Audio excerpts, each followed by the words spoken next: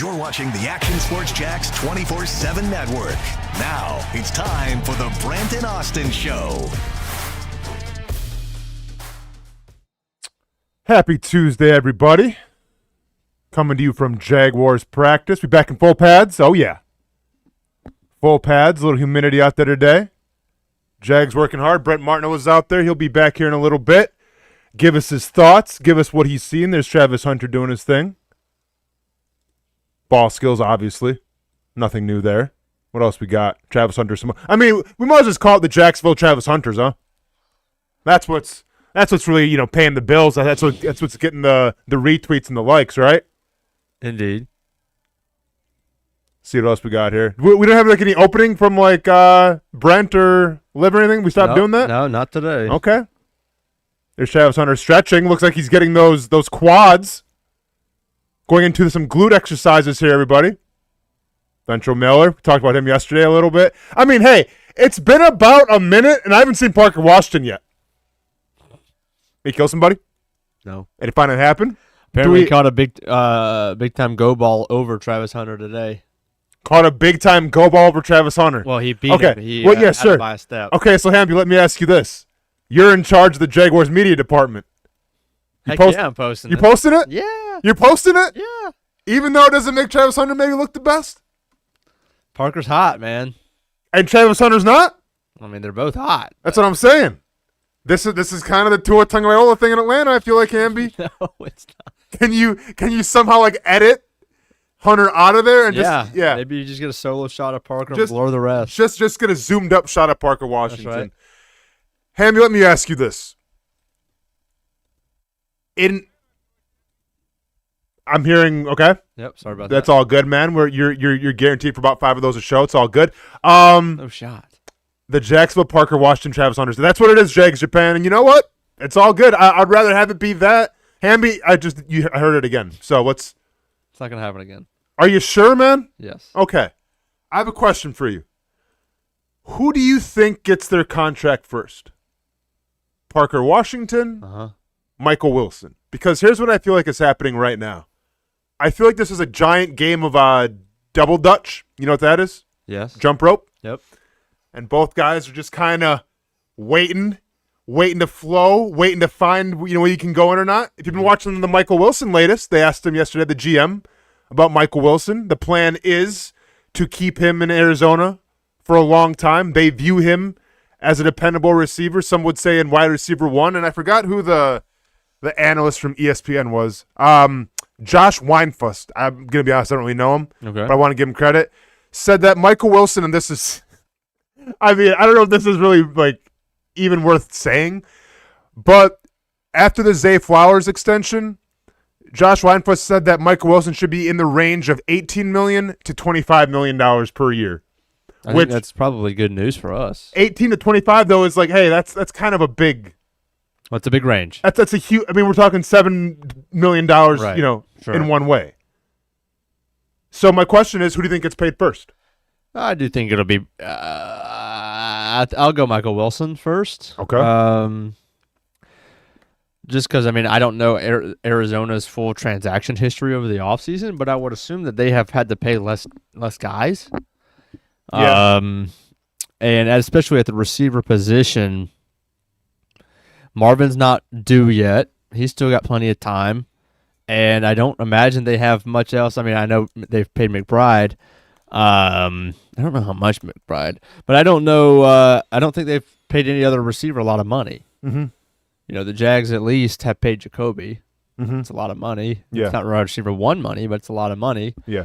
And the Cardinals haven't. Mm-hmm. So I would assume they would even probably have more of a priority on signing Michael Wilson than the Jags do of signing Parker. Okay. That's fair. Everyone's saying Parker's going to be mid-season. That ain't going to be no mid-season.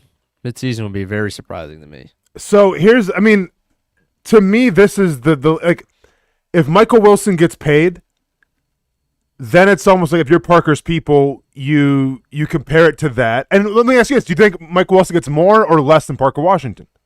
Because, now keep in mind, we can throw stats at the board and say, well, the stats say this. But this comes down to more of how each team views that player. Like I feel like the Cardinals are like, hey, we need Michael Wilson now. No doubt. Like Marvin Harrison Jr., we're still not sure of. Like we need a true one. We need a target monster, and Michael Wilson might be that guy. We know how they feel about Parker Washington here in Jacksonville. They love him, man. They love the work ethic. Trevor Lawrence speaks very highly of him, but there's also other options as well. Right. So when it's all said and done, who do you think gets more money? It's tough for me. The only reason I would lean towards Parker would be because of what he can do in the kick return or in the punt return game. I do feel like that earns him a couple more $1 million that Michael Smith is not deserving of. But at the end of the day, these guys are signed as receivers. They're going to be, I think you have to scrap out some of the return game when you talk about. At the end of the day, the check is for what you can do as a wide receiver. Correct. And again, I think the Cardinals have more leeway. They probably have more room. So I would say Michael Wilson probably gets a touch more. Again, it's him, it's Marvin Harrison, and then their three is Bourne. Now keep in mind, I mean, and I guess it's comparable to Hamby, right? Because you're paying Michael Wilson on essentially what? Maybe like a 9-week sample size. Like I don't know, like when he started cooking. Right? He had that 185-yard game like halfway through the season. Yeah. So yeah, because 8-9 games. It's when Brissett came in. Right. Yeah. So like you're paying him based off that. Well, you're essentially, what are we paying Parker Washington based off of? Like, yeah, the special teams point, but really his wide receiver prowess. Last 9 games. Exactly. So both of them not necessarily the biggest sample size. But both of them, this is like, you're almost going to risk it for the biscuit a little bit and say they've just scratched the surface. And once again, people want to say Parker Washington midseason. I do agree with the NBA. I think it might be a little before that. But to me, like this is the domino. Like I feel like each side is waiting for the other side to go. That's what I'd say. Because like, yeah, we could sit here and say, well, Puka's probably going to get paid. Okay, but like, do you think Puka Nakua's contract is going to make a difference? It's not with Parker's people. Right. Like, spoiler alert. Puka's about to be the highest paid wide receiver in the NFL. Of all time. Of all time. Yeah. Right? Like, assuming that everything, the off-field issues are fine, he'll be the highest paid. Okay, like, if you're Parker's people, are you really going to try to say, okay, well, see what Puka got paid, right? He's a wide receiver one. Yeah, it's not comparable. It's probably not comparable. Michael Wilson, to me, is extremely comparable. That, to me, is what the weight is going to be right now. Okay, so who do you think will get paid first? I think Wilson will get paid first. Okay. Just because this kind of goes to Jags Japan. Wilson gets more money. They need him more over there, and I agree. Right. Like, not to, and once again, I'm not trying to put a false narrative of like the Jaguars don't want Parker Washington.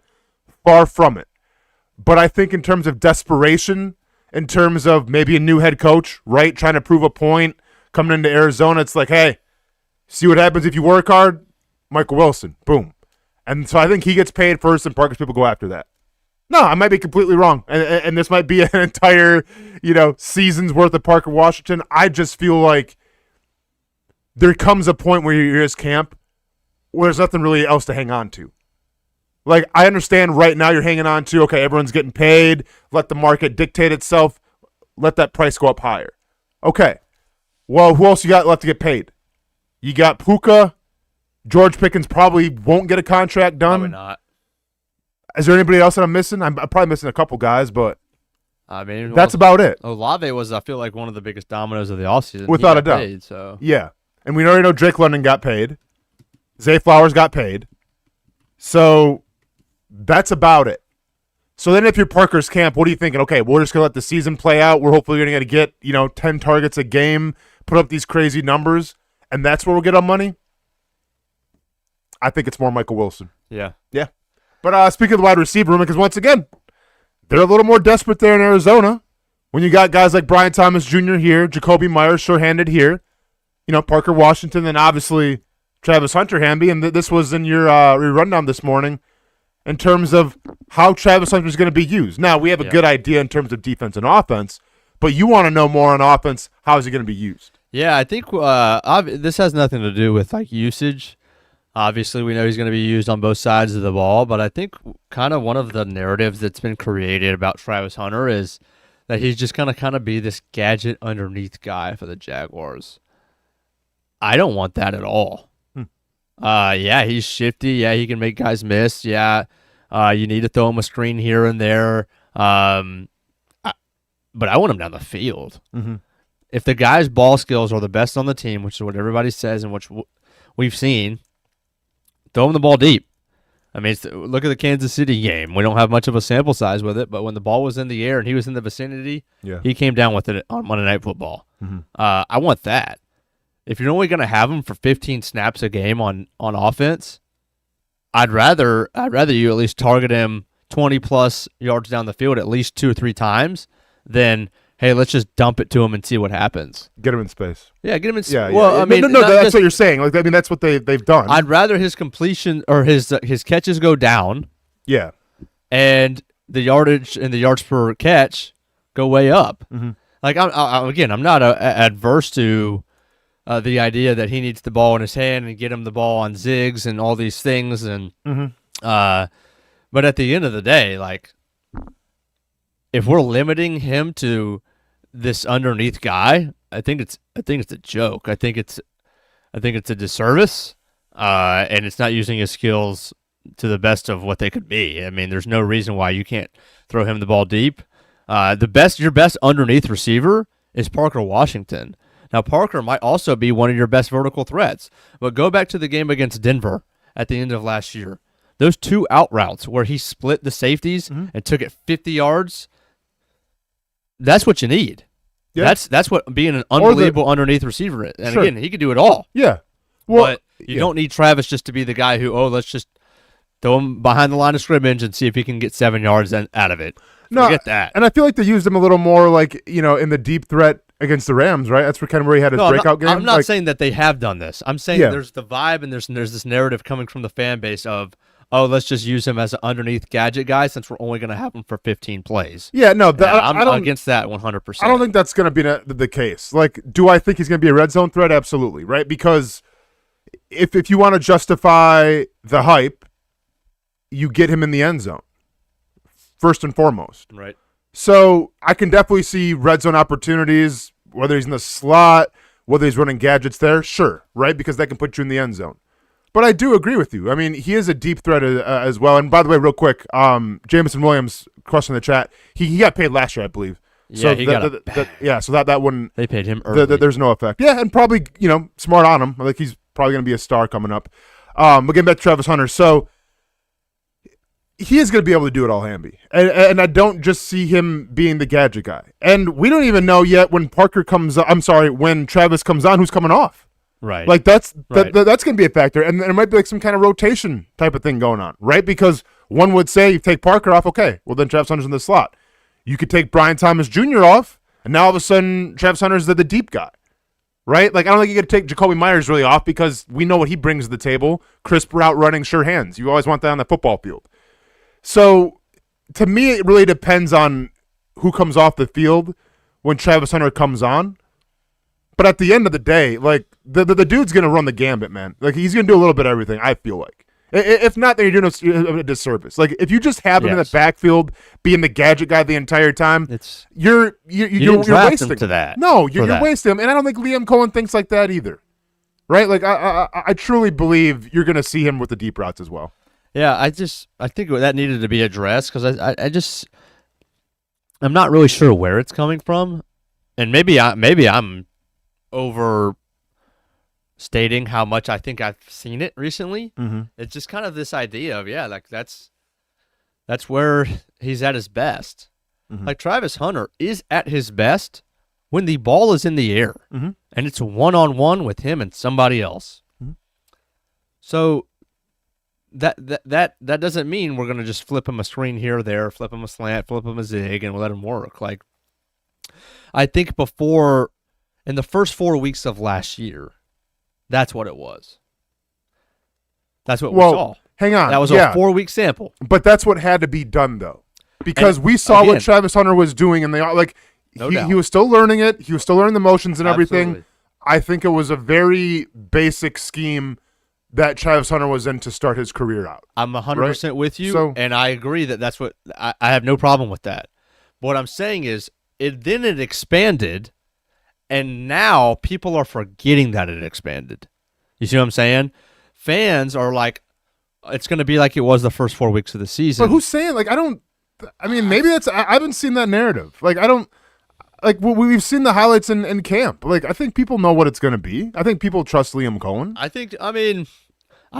certainly have seen the highlights from camp. I just think that a lot of people think he's going to be stuck underneath.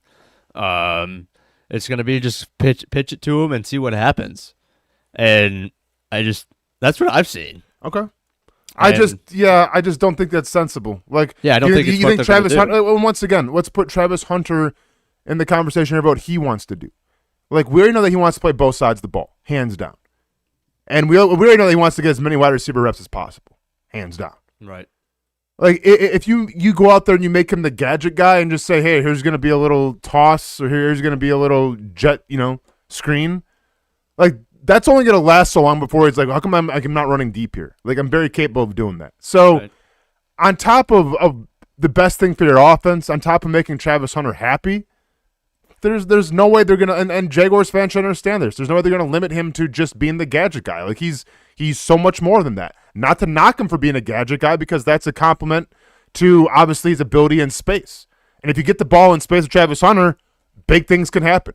Explosive plays can happen. Yeah, let me look at this. Let's look at the chat. And Jags Japan says Hunter's going to be a much bigger factor at wide receiver than we all expect. People think he's going to go for 30 catches and 250 yards for the year. LOL. He could legit end the year as wide receiver 1 if he's healthy. Now, I agree with the first point. I think the second point is over-exaggerated, and I get it. Maybe he has that kind of talent. I absolutely going to believe he's going to go for more than 30 and 250. I'd double that up. I'd say, well, let's think about it. If we could do a little stat prediction here for Travis Hunter? I would say I don't know if he's going to get to 50 balls. I'll say 45 balls for 585, 5 tuds. Okay, yeah. 45 balls. I just don't think he's going to get a ton of ball. That 45 balls over 17 games is roughly 3 catches per game. Some will have more, some will have less. And then, you're going to have a couple of games over 100 yards, and you're going to have a couple games of 2 catches for 25. Mm-hmm. I think that's in there. Mm-hmm.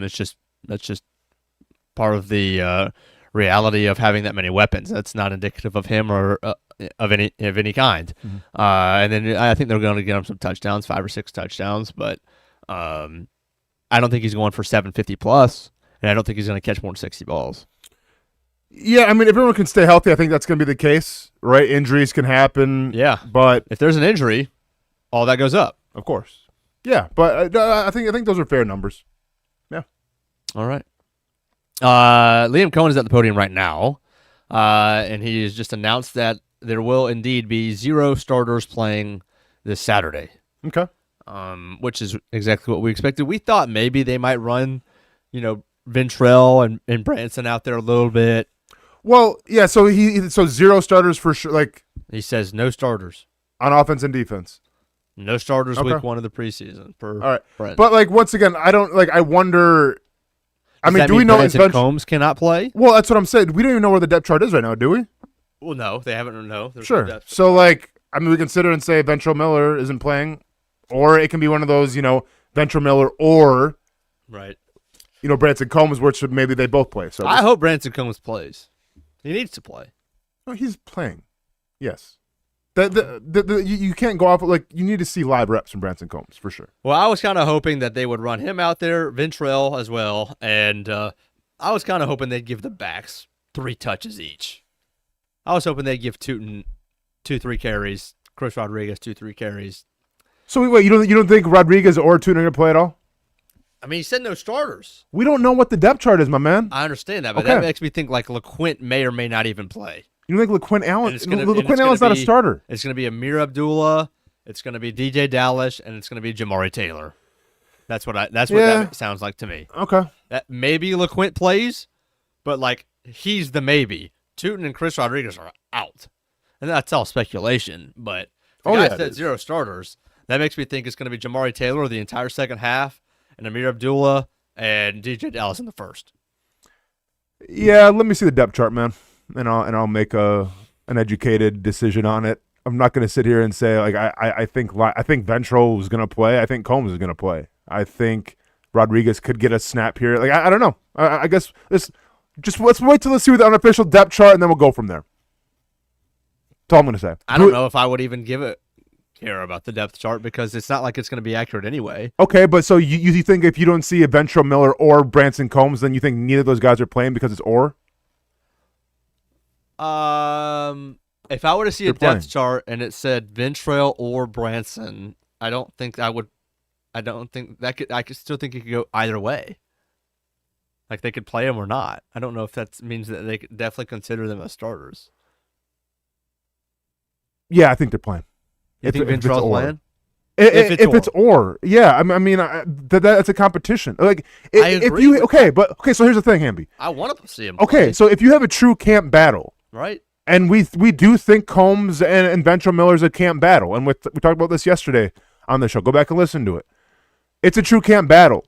So if you're going to have a camp battle, then you're only going to have one guy in that battle playing the preseason games, and the other guys just chilling. Like, well, don't you want to see both guys get an opportunity? I understand, and I want to assume that in some of the other preseason games, maybe the next one against the Panthers, that we would see both. At the end of the day, Austin, they've seen a lot more from Ventrell than they have Branson Combs.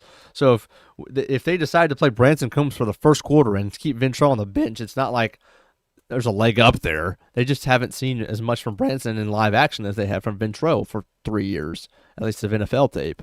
So, I mean, yeah, now we're splitting hairs over who's going to play in the preseason, but I think listen, I think if there's a battle, you're going to see some reps. That's what I think. I hope so.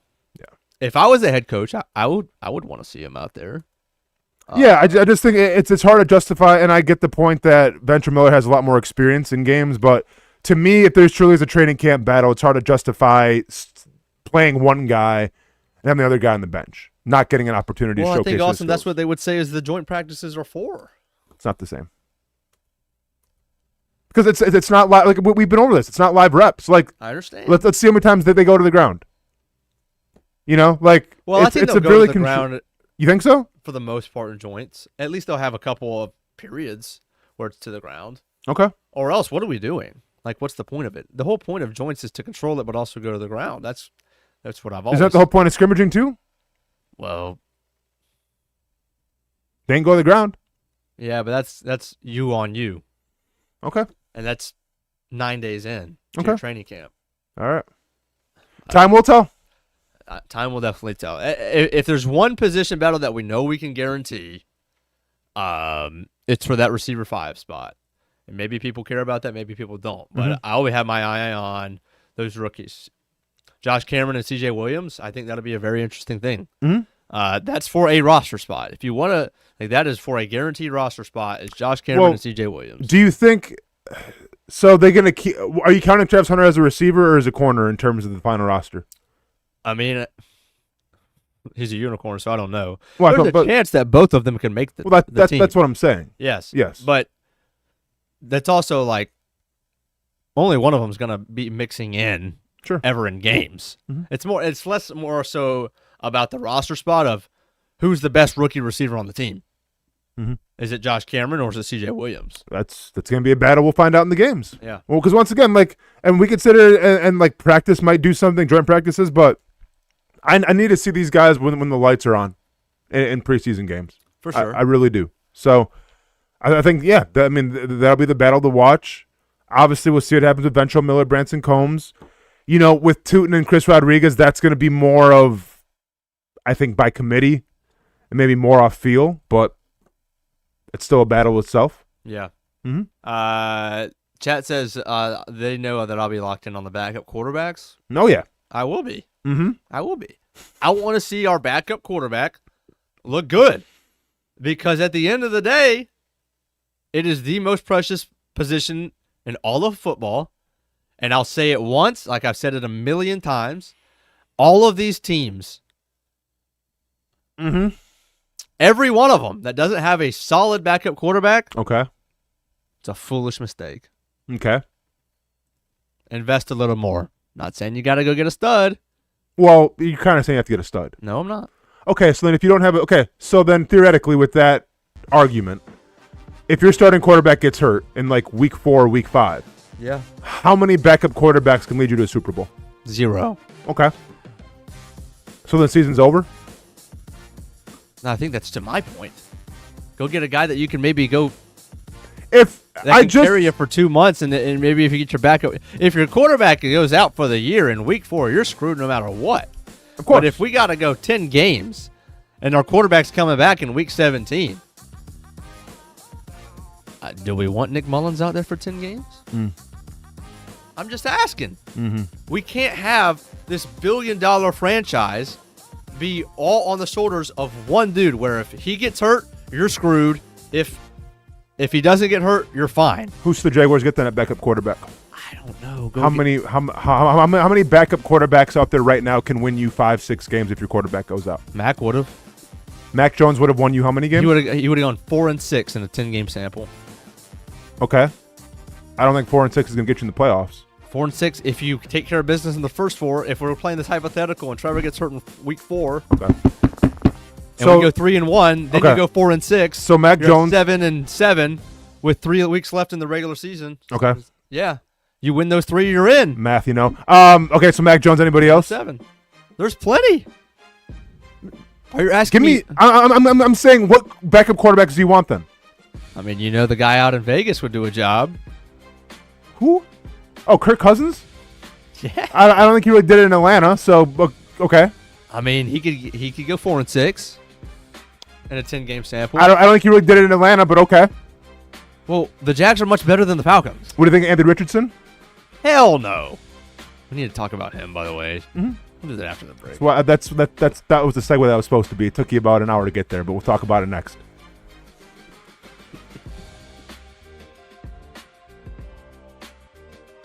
Attention Jacksonville drivers, we heard you loud and clear. You told us oil changes were taking too long, and we listened. That's why we're proud to introduce our brand new Nimnik Express service. We've added additional staff so you can get your oil change without ever having to book an appointment. Just pull into our express lane and we'll take care of it. In the neighborhood, running errands, just realized you're overdue, just stop on in.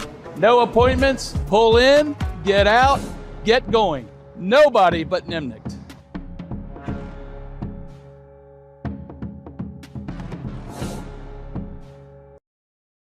No one does it better, plays harder, or delivers more sports than CBS 47, Fox 30, and streaming on Action Sports Jax 24/7. The only local, multi-platform, round-the-clock streaming sports show in Jacksonville. Yeah, thanks, Brent and Austen. I really appreciate you having me on. From high school football, college game days, the AFC, Wide open, caught for a touchdown. the NFC, He gets there, a touchdown, Seattle.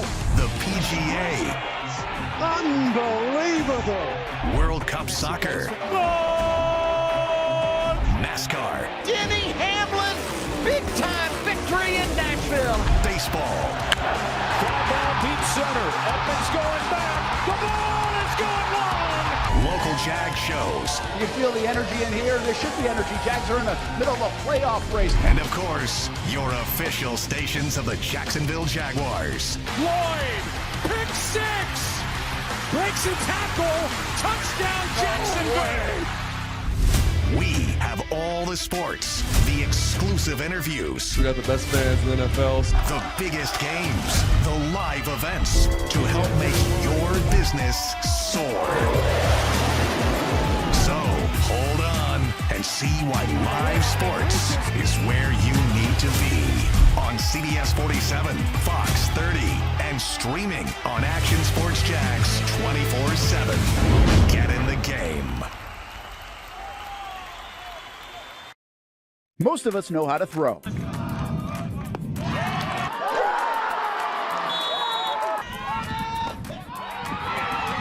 But you need to know what to throw. I'm not talking about footballs, baseballs, softballs. We're talking about those items you need to recycle. Republic Services explains it easy. Recycling simplified. 1.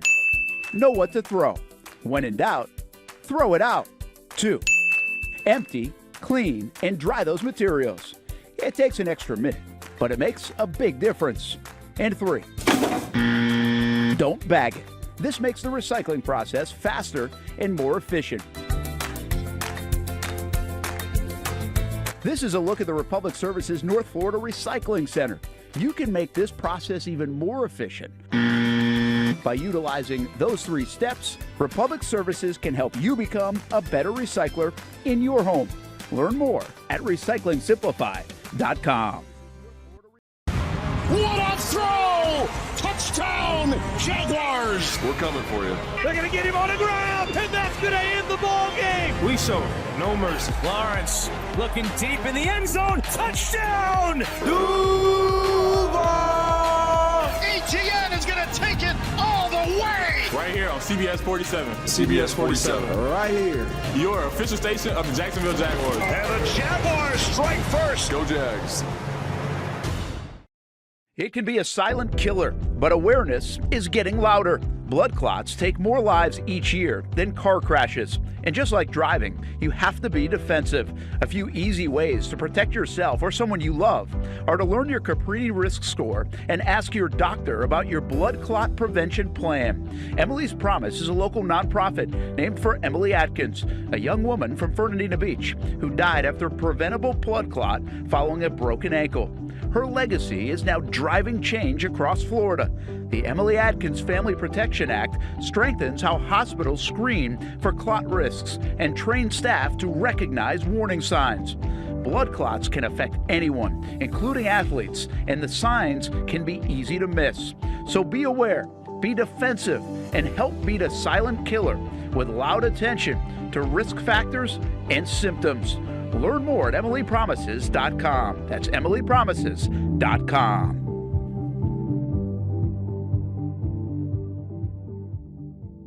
Welcome back to the Brent and Austin Show, streaming on the Action Sports Jax 24/7 network. We teased it. Indeed. You're really gonna get me going today on It's intriguing. Let's go, man. Let's get you going a little bit. I didn't plan on this. Let's talk about the Florida Gator real quick. Anthony Richardson, 3rd on the depth chart right now. Is there people saying he's going to get traded? Is that like the rumors, or if he's on the trade block? Yeah, that he could be moved, or he could be released even. Because I'm not sure like what the market for Anthony Richardson is right now. Honestly, Is he a guy that you would want in Jacksonville, Hamby? Anthony Richardson. Hell no. Former first-round pick. Hell no. Okay. Never thought he should have been drafted. Really? At least not in the first round. Okay. He was horrible at Florida. He wasn't just bad. It wasn't just untapped potential. He was horrible. Okay. Threw the ball to the other team more than he threw it to his own team. Had no concept of thinking through routes. All the freakish athletic talent in the world, don't get me wrong. Well, that's why he got drafted where he got drafted. That doesn't mean he's a quarterback. I hear you. So yeah, I don't see any space for him really as a starter as a starting quarterback in the NFL. I guess some people kind of want him to just run goal line stuff as a quarterback. I think that would be interesting. It might be interesting. I don't think it's worth taking up a roster spot on your team if you don't think the guy could also operate your offense. That has to be secondary. First is operating your offense. 2 is anything specific they could do in specific packages. Mm-hmm. You don't have a quarterback on your roster just to run one specific package in one specific area of the field. You just don't do that, especially a guy that comes with as much. The baggage is not the right word, but as a first round pick, there's stuff that comes with being a first round pick. It's not going to be easy for him to accept any role. Now, you could say that he should probably be grateful for any role that he gets, considering where he's at in his NFL career with the injuries and all that stuff, but I just don't see it, and I don't want him anywhere close to Jacksonville. Okay, so you don't think he would accept the backup role is what you're saying? I don't know if he'd accept a role where he's pigeonholed to, hey, come on in here and just run our goal line sets and be the backup. I think he still thinks he can compete for a starting job, and he's going to if it's up to him. I think Mac Jones still thinks he can compete for a starting job as well. Yeah, but I think Mac Jones was a lot quicker to realize that, hey, I need to go learn and be a backup for a couple of years and all that. All right. That's just my... Here's how I feel about it. I'm intrigued by Anthony Richardson, and I spoke on this last year when Daniel Jones took over, and like there was rumors of him being on the chopping block. Like, does he have all the prowess to be a great quarterback? Probably not. Right? Like, he was drafted out of college based off of hype and based off of being the next Cam Newton. And way too early at that. Sure. But, like, this is how the NFL works sometimes. Like, sometimes you take a gamble. Like, sometimes you see potential. You see freakish athleticism. You see what guys like, you know, Lamar Jackson, what Cam Newton was, what Josh Allen are doing, and you think, man, if we can just get this guy ingrained in our offense, like, we can make it work. Right? Like, that's what the Colts were thinking. And I can't remember, like, how the career trajectory of Anthony Richardson went, but I feel like his first couple of starts in Indianapolis weren't that bad. Like, they weren't necessarily, like, a great QBR, but from, like, fantasy numbers of using his legs, I felt like he did okay. Yeah, because he could run. He could run a little. Okay, well, that's can be a game changer, though. And this is why, like, I'm intrigued for Liam Cohen. Okay, Hamby, well, let me ask you this. 13 personnel. You bring Anthony Richardson on the field. 3rd and short, with maybe a capability of being able to pass. Does that put a defense in a predicament? Yes. That's where my intrigue comes in. I'm not saying Richardson's going to come in, be a backup quarterback, and win you 8-9 games, you know? But once again, I think a lot of backup quarterbacks can do that. But can he come in, maybe maximize a Liam Cohen type of offense of what they're trying to do and give defense fits? Yeah. Now, can that win you 2 or 3 games if Trevor's out? I truly think it can. Now, he's not going to lead you to a Super Bowl by any means. But like if it came down to it and Trevor's out a couple weeks, I'm confident that Liam Cohen could get Richardson ready to play. And that's all I want from a backup quarterback. Like, yeah, I understand. In a perfect world, backup quarterback goes out there, wins you 7 games. It's the Nick Foles effect. You win a Super Bowl. That was an anomaly. Mm-hmm. That doesn't really happen. So if I'm trying to find a guy that can win you 2 or 3 games and keep you in the hunt, I think Richardson can do that. I don't trust him for a full season workload, unless it's like, you know, packages and things like that, like coming in and out. But 2 or 3 games, if you really need him, I think he can win you it. So you would rather have AR than Nick Mullins? Once again, if it's the entire season, then probably Nick Mullins. He's more your traditional quarterback. Okay, I mean, if you're asking me for this team, for this quarterback role as a backup, yeah, AR all day. AR all day, because I know he's going to get you 2 or 3 wins. Now, is the QBR going to be jacked up and all this? Is it going to be pretty? Probably not. But he can get you wins. And with Nick Mullins, I kind of know what I'm getting, I feel like. Like, I don't know what AR is going to look like with Liam Cohen. So, to answer your question, I'm taking more of the boom or bust potential than I am maybe more of just kind of the stagnant sure thing. So I'm taking AR. Yeah,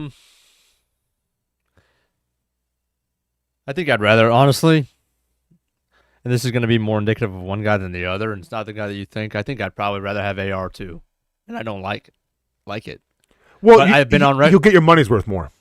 And I won't, respectfully, I'm not a fan of Nick Mullins' game. Yeah, I just don't think he has the arm strength. Mm-hmm. Like, even just rank all the backup quarterbacks of arm strength and sticking it in there, you know, on a corner route that the ball flutters. Mm-hmm. To me. Could he operate the offense? Absolutely. Between the years, I have no doubt that Nick Mullins is going to do exactly what they ask him to do. But I've been vouching for 3 years. All respect to the guy, I wish the Jaguars would put more of a value on the backup quarterback position. Is where I've been at. So would I take Anthony Richardson over Nick Mullins? I think it's very close. Maybe Anthony Richardson gives you a little bit more short-term pop. Yeah. But I don't want Anthony Richardson. I just also don't love the game of Nick Mullins. So I think you like Anthony Richardson, and you think you would want him because you really like Anthony Richardson, at least as a backup, not as a starter, but as a backup. I don't like either of them, but I think Anthony Richardson might be just this much better than Nick Mullins. Yeah, I mean, listen, when we talk about a backup quarterback position, there's two things that you look for, I feel like. You either look for a veteran who's going to help out your young quarterback, who's maybe a young guy, right? Kirk Cousins is doing this right now with Mendoza. No, seriously. I mean, this is the role of a backup quarterback. Like, either you're experienced with playbooks, you're experienced with schemes, and you can kind of coach up the younger guy, or I feel like maybe you're like this up-and-coming type of guy. Or I guess there's three. Or there's a guy who's been around forever that you can win you football games. But to me, that's more a line of like helping your younger potential starting quarterback out. Trevor Lawrence has shown that he understands the game now. You know, like he's grown his wings. Dude's flying. Mm-hmm. Like you don't need to bring a Joe Flacco in or anything to like, you know, show him the ropes. Like it's Trevor Lawrence's ring now. So you don't got to show him really anything. So, like, I don't need a veteran presence anymore, like, in the backup quarterback room. Honestly, like, I think what you would go to now is, like, a younger rookie type where it's like, hey, you know, we're going to bring you in here. You're going to learn from Trevor, and who knows in 5 or 6 years, right? Maybe we'll trade you away and you'll go to some other team and you'll be used accordingly, but come learn from Trevor. That's what it is now. And I still get that vibe from Anthony Richardson. Like, yeah, okay, health is a thing. Guy can't stay healthy. Guy doesn't run smart. Maybe Liam Cohen can bring that out of him, but I have no idea. But I still put Anthony Richardson in the vein of this guy is still learning the game. He's still young. And is his game the same as Trevor Lawrence's game? Absolutely not. But I feel like if I'm Liam Cohen, I'm this organization, I'm James Gladstone now, and maybe this will happen next year. Like, start looking at the draft now, just for a backup quarterback. All right, here we go. Thank you. Because this is what I've been vouching for years. Bringing a backup quarterback in the draft? Yes. Yeah. This has nothing to do with competing with Trevor. This is, again, everything in the NFL hinges on your quarterback, yes or no? Everything hinges on your quarterback? Yeah, sure, yeah. So absolutely. why do we have zero backup plan? And that's not the Jags. That's every team.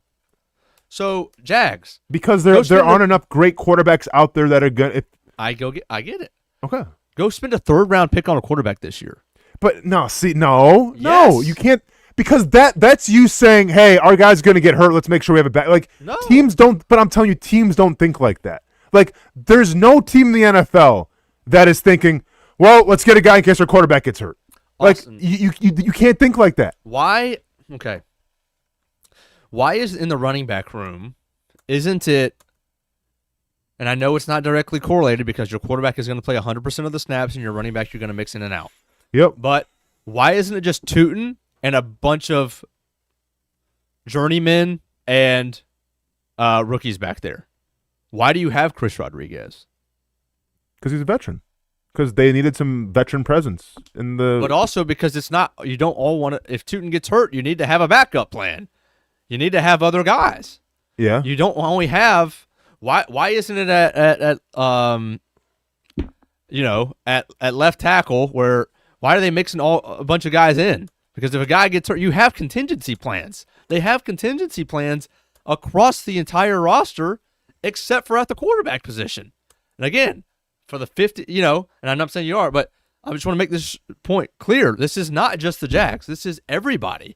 Go draft. Here's what's going to happen. Here's what, if I was the GM. Okay. And I love Gladstone. If I was the GM of anybody who had a top 10 quarterback, irrelevant, go draft Trinidad Chambliss from Ole Miss in the 3rd round. And if he never plays a down for you, who cares? Have him develop under your top 10 quarterback. Hopefully he never has to see the field. And if he does, you might just have a stud back there. And I'm not saying he's going to be a no top 10 quarterback, but he's going to be able to, you're going to have confidence of, okay, our starter went down. All right, we got this young dude who we've poured into, we've invested draft capital. He actually has a lot of talent. He's not just a journeyman who knows a system. And maybe we can go 6-4 in 10 games. It's a 3rd round pick. If you don't have a 3rd round picks are expected to play. If you're a top 10 team with a top 10 quarterback and your team does not have 15 holes on it, a 3rd round pick should absolutely be spent on a quarterback to bring in somebody else with talent, somebody who's fresh, who again, has a lot of talent. Takes some years to develop, and in year 3, who cares? You know, they can go win you some games if your guy misses a couple of games. If everything is about winning in the NFL, why not have a contingency plan at the most valuable position in sports? Because it's a waste. Because you can't even find quarterbacks in the first round, let alone the third round, man. So there's no pressure. What do you mean there's no? It's a third round pick. Like third round picks, you draft with expectations that they're going to contribute and they're going to play. You don't just waste the third round pick and go, we took a shot at quarterback, didn't work. Oh, well. Like, no, man. I don't care if you're a bad team or a good team. Like, third round picks mean something. This would mean something. How important would that third round pick And what happens if the third round pick quarterback sucks?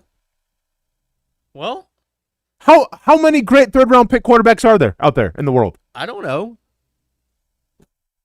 There's enough to be a decent. Hammy, there's not enough great quarterbacks to even have 32 starters in the NFL. I'm not asking them to be great. You're making it sound like you want to draft a third round quarterback, and then you want to, as a coach and a team, then you want to spend all your time trying to develop him into like a bona fide starter. Like backups are backups for a reason. Like you don't just draft a third round quarterback and say, "Hey, all right, well, let's get you some first. Like let's bring you along and eventually groom you to be the starter." Like that's not how it works. I'm saying you got to groom him to be a starter. The chat's saying Carter Bradley. I like Carter. Obviously, y'all know. I mean, we were buddies in high school, so I'm biased. But he's got all the arm talent in the world, and so I'm excited. I know this is a different conversation, but if you're gonna ask me, am I excited to see him rip it in the preseason? Absolutely. You talk about arm strength. You're going to see Nick Mullins go in there, and then you're going to see Carter in the second half. You're going to be like, that's different. Just saying. Okay, man. Just saying. Where was Nick? I don't even know where Nick Mullins is drafted. Was he? He's undrafted. All right. See? Yeah. See what?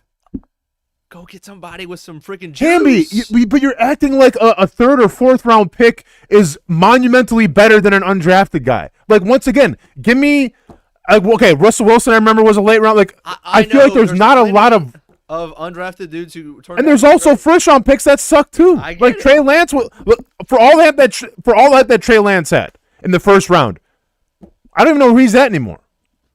He is with. Oh my gosh, where is he? I don't know. But my point is the quarterback position is hard. I understand. Okay, and to think that you're just going to draft a third round pick, you're going to set it and forget and say, well, that's going to be our guy. Like, that's not how it works.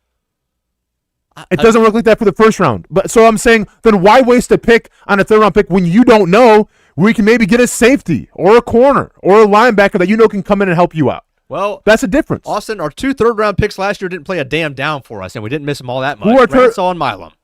Okay, and to have them back now for sure, but it's like okay, no, don't bypass that. Number one, Caleb Ransall got hurt, so that's not fair to say to him. Know, so did Milam. Okay, so then what point is that? They're going to be used this year. I get it. So, but it's not like immediate impact. Oh my gosh, we missed our third-round pick because they got hurt, my man. If Caleb Ransall would have stayed healthy, I bet he would have had an impact. I bet the entire defense would have looked a little different. I mean, that's the same thing as saying like if the quarterback gets hurt in the third round, like. It's the same thing, man. They got hurt. You can't knock them for that. I'm not knocking them for it. I'm saying I think you're overvaluing the third-round pick on a good team. I'm not overvaluing the third-round pick when we're expecting Miami to compete for a starting spot and Caleb Ransall to be a starter this year, maybe in a nickel or dime package. We drafted Pregnon in the third round this year, and everybody freaked out at the time, but I don't expect him to play a damn down all year. Okay, then how's it going to look next season? He'll probably be a contributor. Okay, cool. How's the backup third-round pick going to look next season? We don't know. I don't know. That's the point. I'm saying, like, dude, you might not get value out of him initially, but like, can Brent come back, please? I can't with you, Hamby. If Trevor were to get hurt, all of a sudden, you guys would be like, "Holy cow! I'm glad we took a third-round pick on a quarterback. Great contingency plan." No, we aren't. How many times I got to tell you this, my man?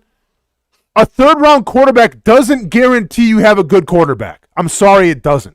Go draft Trinidad Chambliss and let him sit for a year. And year 2, you'd actually have a little bit of confidence in your backup. Okay. That's a third-round type quarterback right there. Okay. He's going to be like the 8th one off the board. Okay. I mean, I feel like there's a lot of hype around Justin Fields in the day, and he was a first-round pick. First-round pick. But my point is, how did that work out for everybody?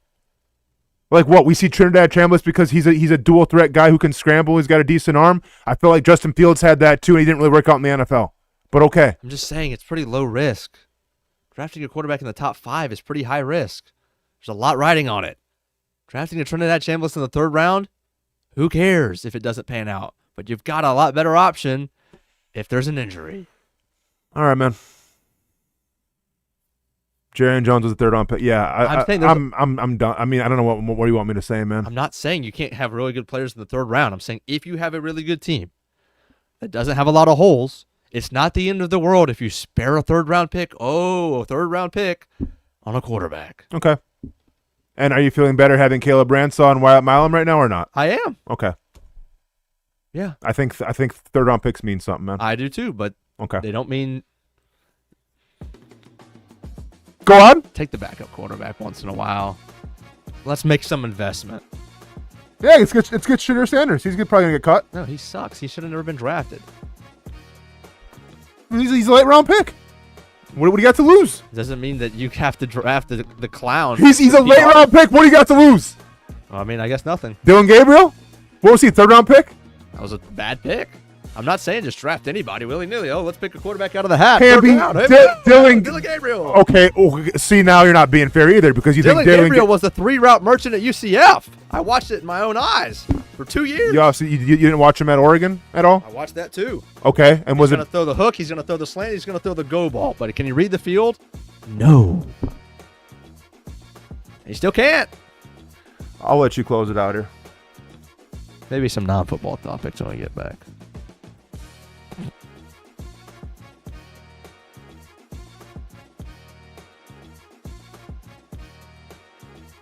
Baker Sports. It's a hometown business filled with hometown people trying to make you feel right at home. Chris Conley, Jacksonville University. Walker Wright, class of 2018, West Nassau High School. Michael Young, Fletcher High School. Baker Sports started in a grassroots way and now outfits much of the Southeast. Samuel Coffrin, Paxton School for Advanced Studies. High school sports, travel sports, youth sports of all kinds. They are a one-stop shop carrying Nike, Adidas, Under Armour brands, and more. Vincent Caldes, Oak Leaf High School. Tony Mazzio, Stanwood High School, class of 2002.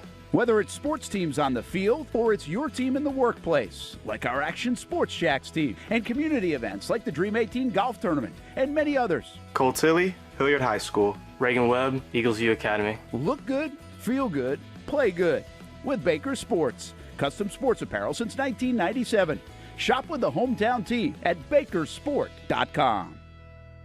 Local sports content anytime and anywhere. That's been the vision of the Action Sports Jacks 24/7 network as we bring you live events and exclusive interviews just like this. I'd be lying if I'd have said in 1995 when they picked me that 30 years later I'd be sitting here. Let's see this weigh in right now. What do we got? Oh, we got a big hole. 44.48. There's the moment here. Lead is 14, matching the largest of the game. Crawford, he did it again! If we can't do the minimum of making it to the Final Four, then something's really not right. And it's only growing from there. So join the thousands of people that have been tuning into the Action Sports Jacks 24/7 network each week. Download the apps, save the website, or tune into any of our social media platforms as we bring you local sports anytime and anywhere. So come watch some sports with us on the Action Sports Jacks 24/7 network. Nimnicht is synonymous with Jacksonville, and now in 2026, Nimnicht is celebrating 85 years of partnerships with you. Longevity equals trust, and you want a car dealership you can trust. Thousands of vehicles sold, generations of families, all part of the Nimnicht family of dealerships. It's nobody but Nimnicht, and part of the reason why is this is a first-class buying experience here at Nimnicht Buick GMC. You're not just a customer, you're a friend. This is about getting a vehicle that best fits you and getting you on the road, and also helping you and your family down the road. Congratulations to Jordan Matthews, our committed to the uncommitted player of the year. Nobody but Nimnicht. They are there for you and your causes, your car buying experience, and they are there for you 24 hours a day at nimnichtbuickgmc.com. Experience professional grade with big inventory and even bigger savings. And Jacksonville's only Car Bravo certified dealership. Nobody but Nimnicht for 85 years. This milestone belongs to you, Jacksonville. It can be a silent killer, but awareness is getting louder. Blood clots take more lives each year than car crashes. And just like driving, you have to be defensive. A few easy ways to protect yourself or someone you love are to learn your Caprini risk score and ask your doctor about your blood clot prevention plan. Emily's Promise is a local nonprofit named for Emily Atkins, a young woman from Fernandina Beach who died after a preventable blood clot following a broken ankle. Her legacy is now driving change across Florida. The Emily Atkins Family Protection Act strengthens how hospitals screen for clot risks and train staff to recognize warning signs. Blood clots can affect anyone, including athletes, and the signs can be easy to miss. So be aware, be defensive, and help beat a silent killer with loud attention to risk factors and symptoms. Learn more at emilypromises.com. That's emilypromises.com. Most of us know how to throw.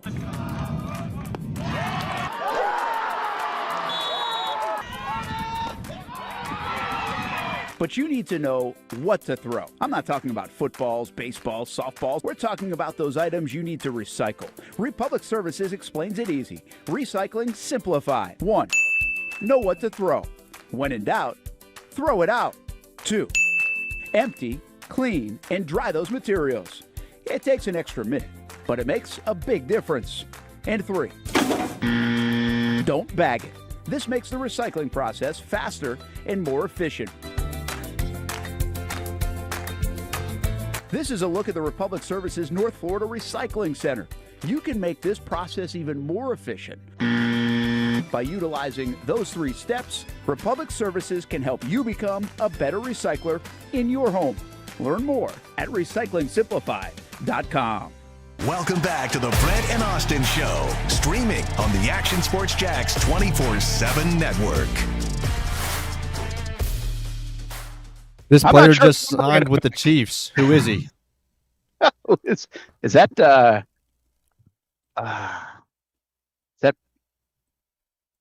who used to wear number 90? Or my first came to mind was Branch way back in the day. It wasn't Branch, it was 90. I'm not sure though. 90 in the Jags last year. Oh, it's new from the Dolphins, right? That they got from the Dolphins. That's correct. No, because there's Chuma. Whatever. Agba. Yeah, there we go. Yeah. Agba, Emmanuel Agba. Nice work there, Austin. Good work. Tells you how much of a difference maker he was for us last year. Didn't really do that much. A lot of hype around him, though. There was expectations. Who just signed him? Chiefs. Chiefs. It's a trade. Well, it's interesting that Agba goes there, and they're looking for some depth because we just got done talking here at Jags practice to Danny Strigo and BJ Green. And Austin, I know 2 of our favorite guys from last year, really. Oh, yeah. These guys are cool stories. And, you know, it's funny, part of my line of questioning, you'll hear it, I think, coming up, hopefully at the bottom of the hour. We're going to try to turn that one around. I think you're going to really like this interview. I don't want to oversell it, but I think just some of the stuff that Strigo says, I was actually thinking of you while he's saying it. You're on my mind. Dope. Nice. Yeah, I feel like just some of the X's and O's part of it, but also just the stories are just incredible.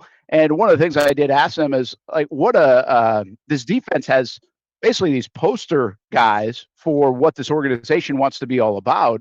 And they actually practice what they preach and saying, hey, we're going to create competition. And we know, hey, it doesn't matter where you're drafted. It doesn't matter how much you're getting paid. And BJ Green and Strigo are 2 great examples. And then he even brought Branson Combs, who obviously we've mentioned is a really good example. But even to take that further, I'm on the defense lately and just kind of hyping up this defense because I think everybody's talking offense so much here in Jacksonville and in camp.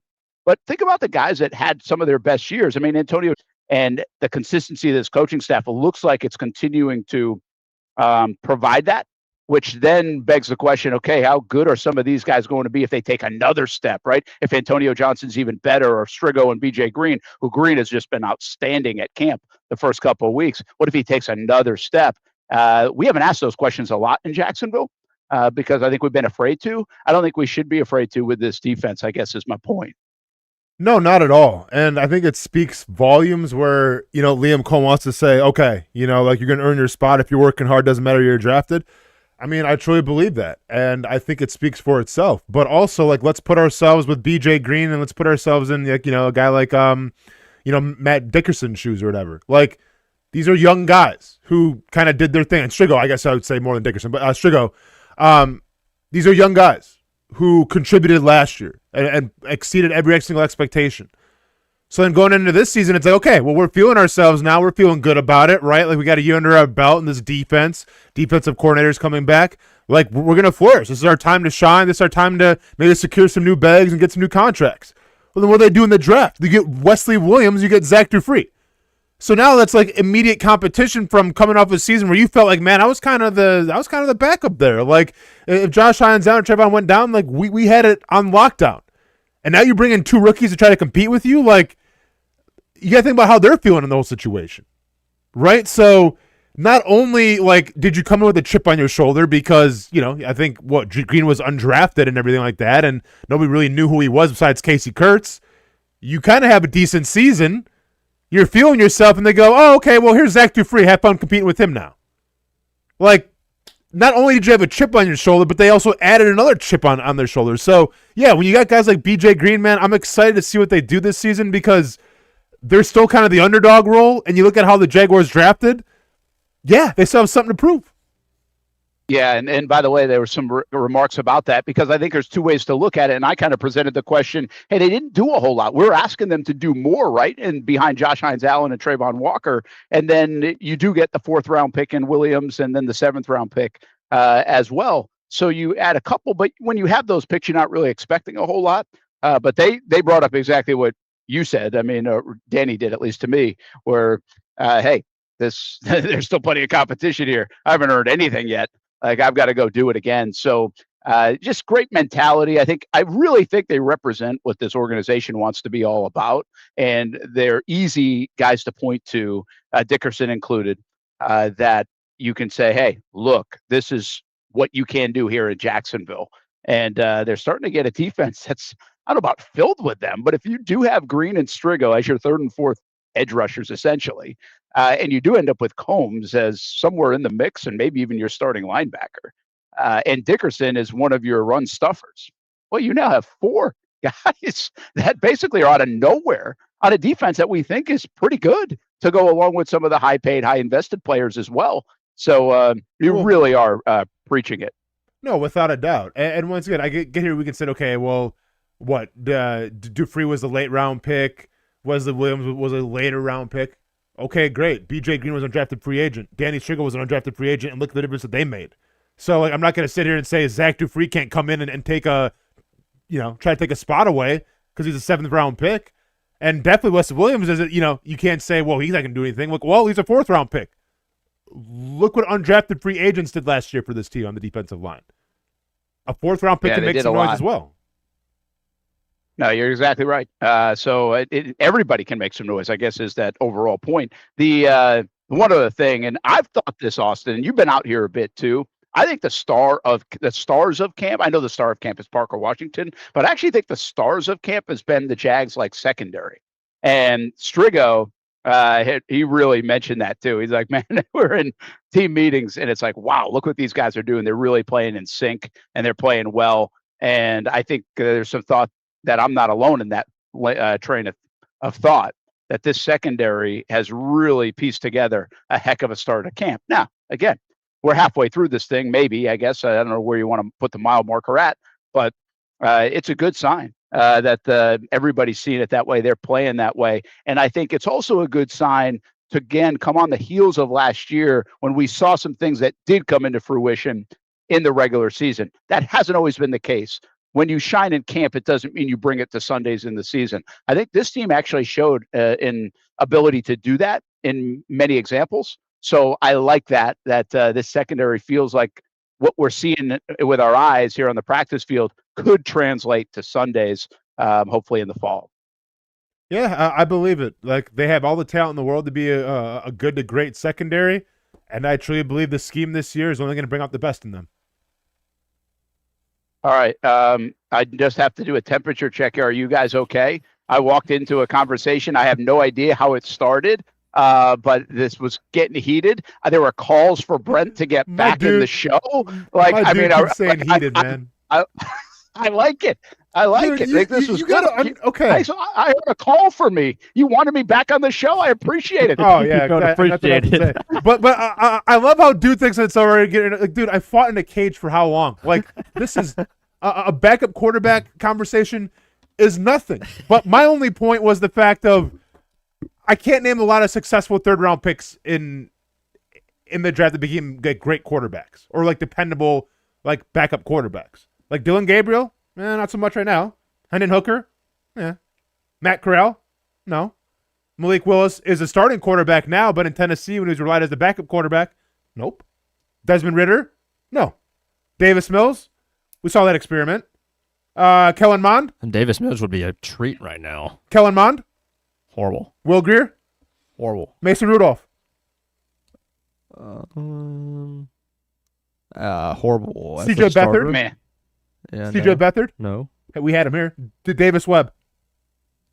Ooh, I forgot about He's coaching. Davis Webb is coaching. Okay, cool. Cody Kessler. Coaching now.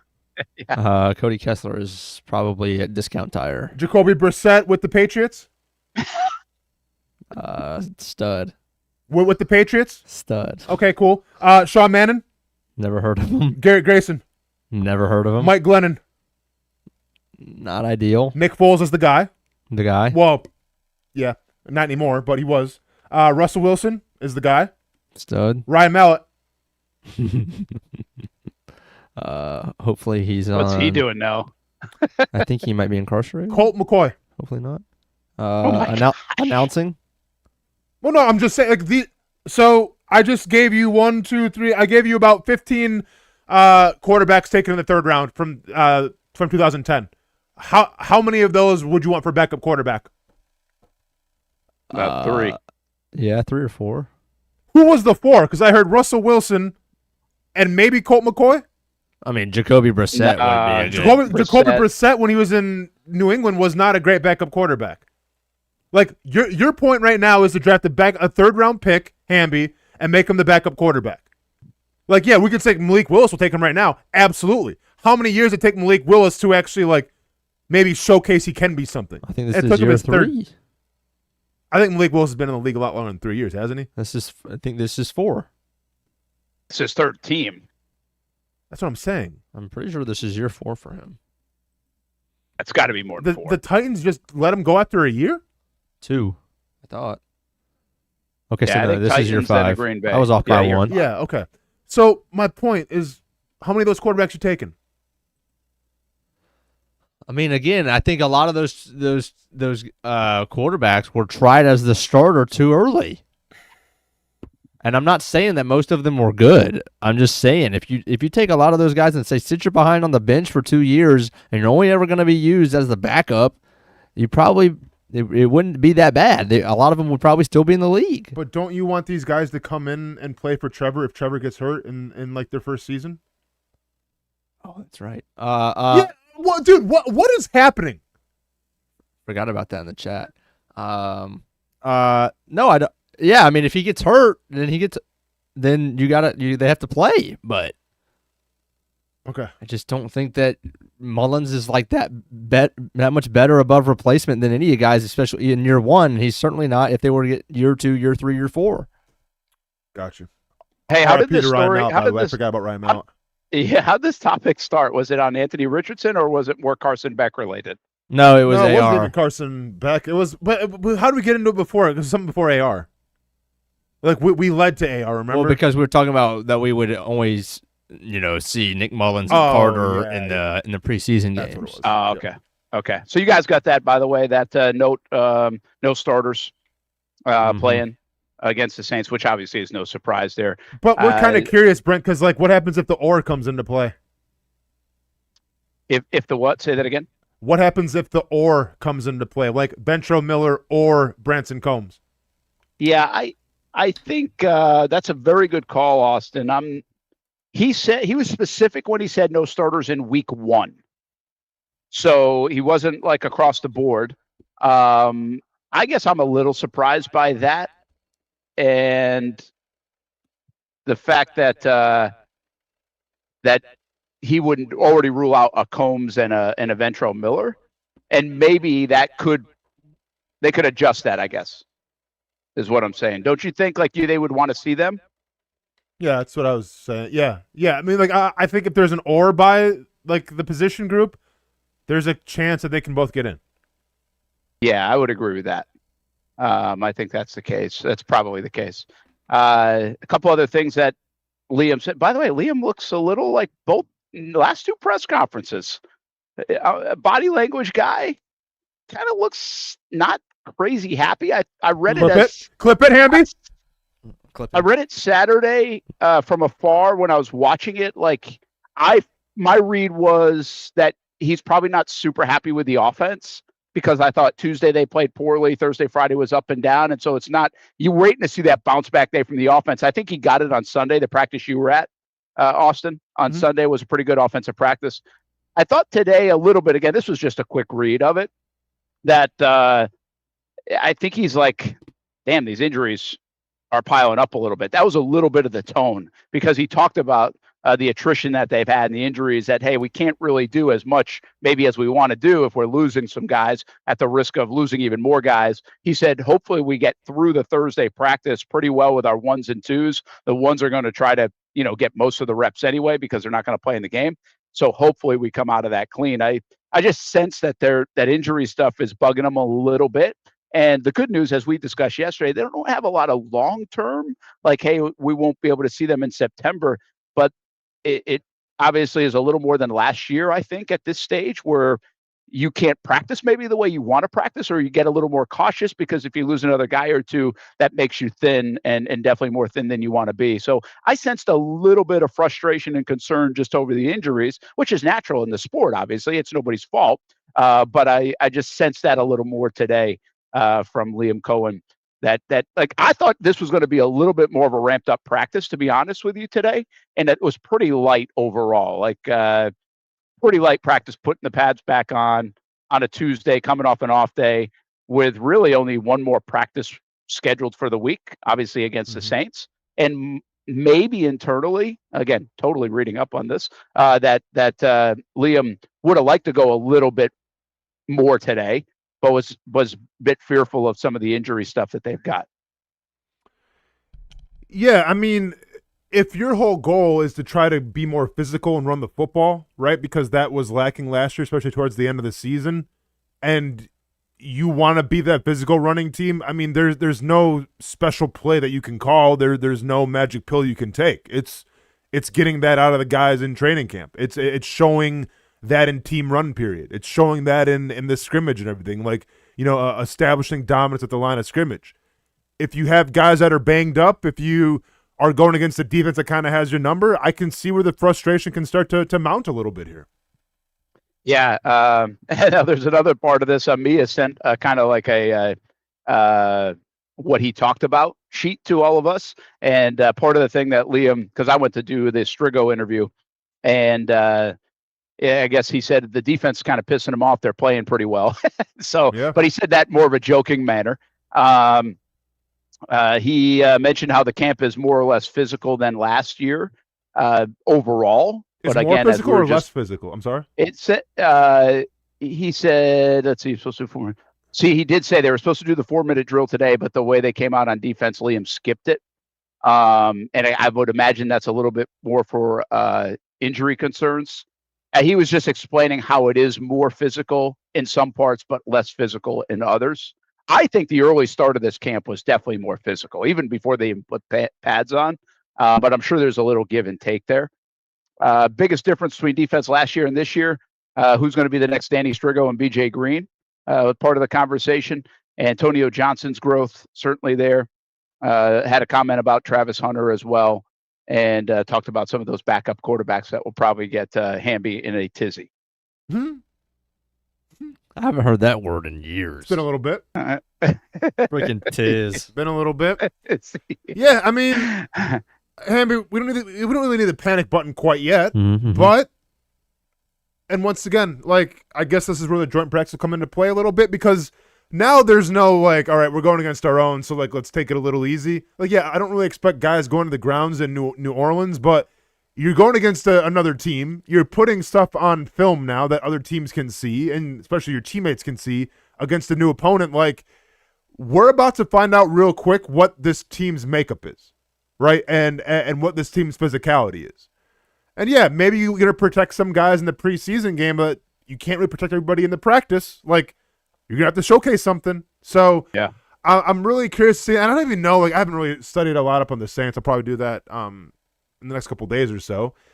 Like, I feel like they're always kind of known as a tough physical defensive unit, Hamby. Would you agree? Yeah, they are. Yeah, they are. Yeah, so you're about to find out real quick, I think, like, what kind of team you're going to have. And maybe we're going to see if some of this, like you alluded to, Brent, like, maybe being a little, I don't want to say grouchy, that's not the word to say, but, being a little hard-pressed is justified or not.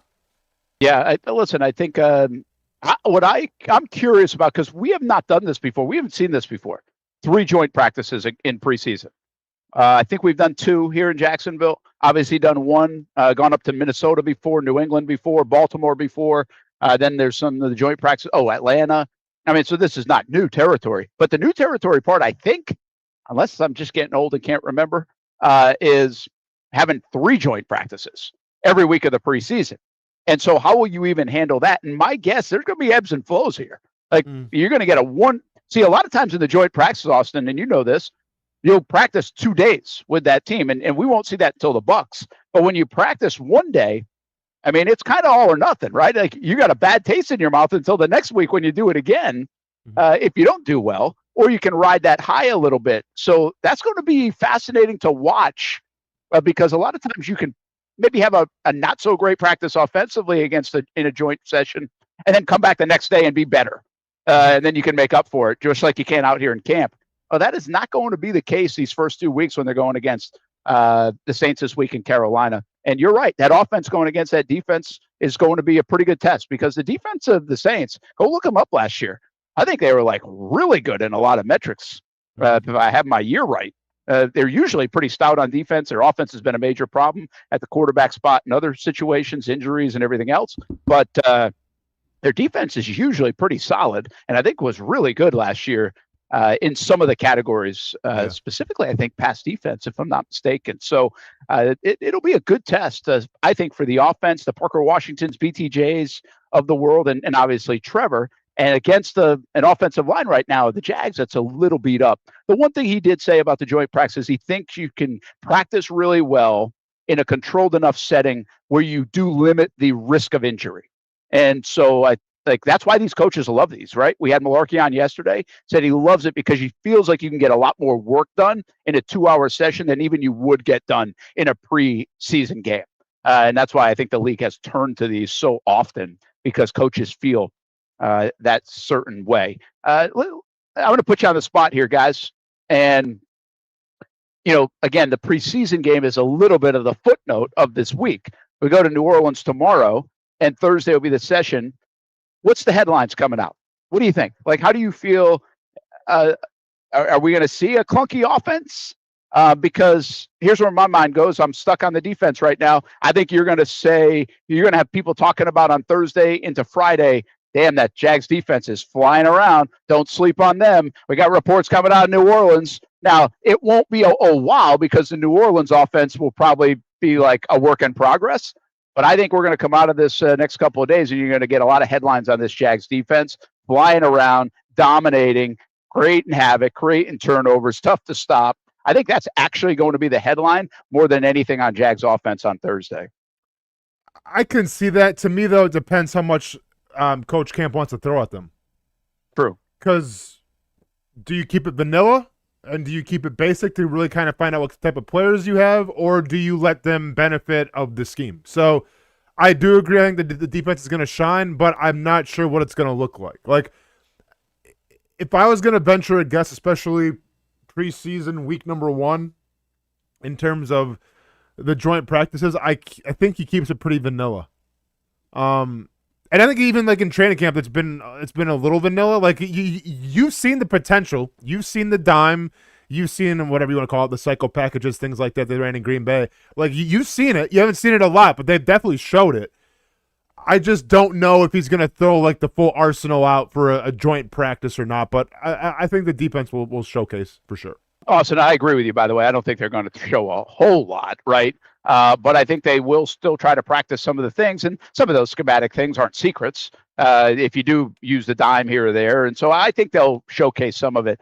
I just, sometimes you do interviews with guys, and again, I'm just recency bias coming off this interview with Strigo, but we talked to him for a bit after the interview too, and it's just like, you players sometimes you get like a twinkle in your eye that when you feel like, wow, wait until you see like what's coming here, and it almost got that sense from Strigo, like wait until you see this, like the way these guys are playing in the back end, what we already have, like. I know people talk about our front in a certain way, but we're going to be this, or we can do this, or hey, you thought we were good against the run game last year. Like, I don't know what he was implying with the twinkle in an eye, but I feel like there was something there. And there's a confidence, right? There's just a confidence of from that guy. And we've heard it before. And again, go back to last year. Remember when Josh Hines-Allen kind of was like, hey, we got the best nose tackle in the league. And everybody's like, what are you talking about, man? And if I can interject real quick. Like the best nose tackle in the league. Yeah, I get all that from Danny. BJ Green's been everywhere. I've heard his name a million times. At this point, and maybe I just missed it, I haven't really seen much from Strigo. Part of the line of questioning, Hamby, but I'm not even talking about them. I'm not saying like individually he's going to be great. I'm just saying his view on the defense, like more overall. Like, wow, look, he was talking more about what these guys are doing in the back end and watching them on film and going back and watching the practices and those kind of things than he was really about himself. But I do ask him that question. I'm like, hey, we have talked a lot about BJ stealing all the headlines. What about you? So you'll get that answer hopefully coming up. But yeah, I guess my somewhat excitement level, or that twinkle in the eye that I saw, was not necessarily about individual play. It was more just about, wow, this defense is going to be pretty legit. Now, here's the other thing. If you don't think it's going to be pretty legit, who the hell is? Like, totally get it. But sometimes you can just feel it's a little bit different. And I've already been high on it. I don't think we're talking about the defense enough. I think Campanile is really good. And Austin's been telling us about the dime that's looked so good and so dominant at times. So, like, we talk about the evolution of an offense. Well, that defense got ripped down a little bit last year to play fast. Well, I think the evolution of this is, well, they can play fast with a little bit more on their plate as well.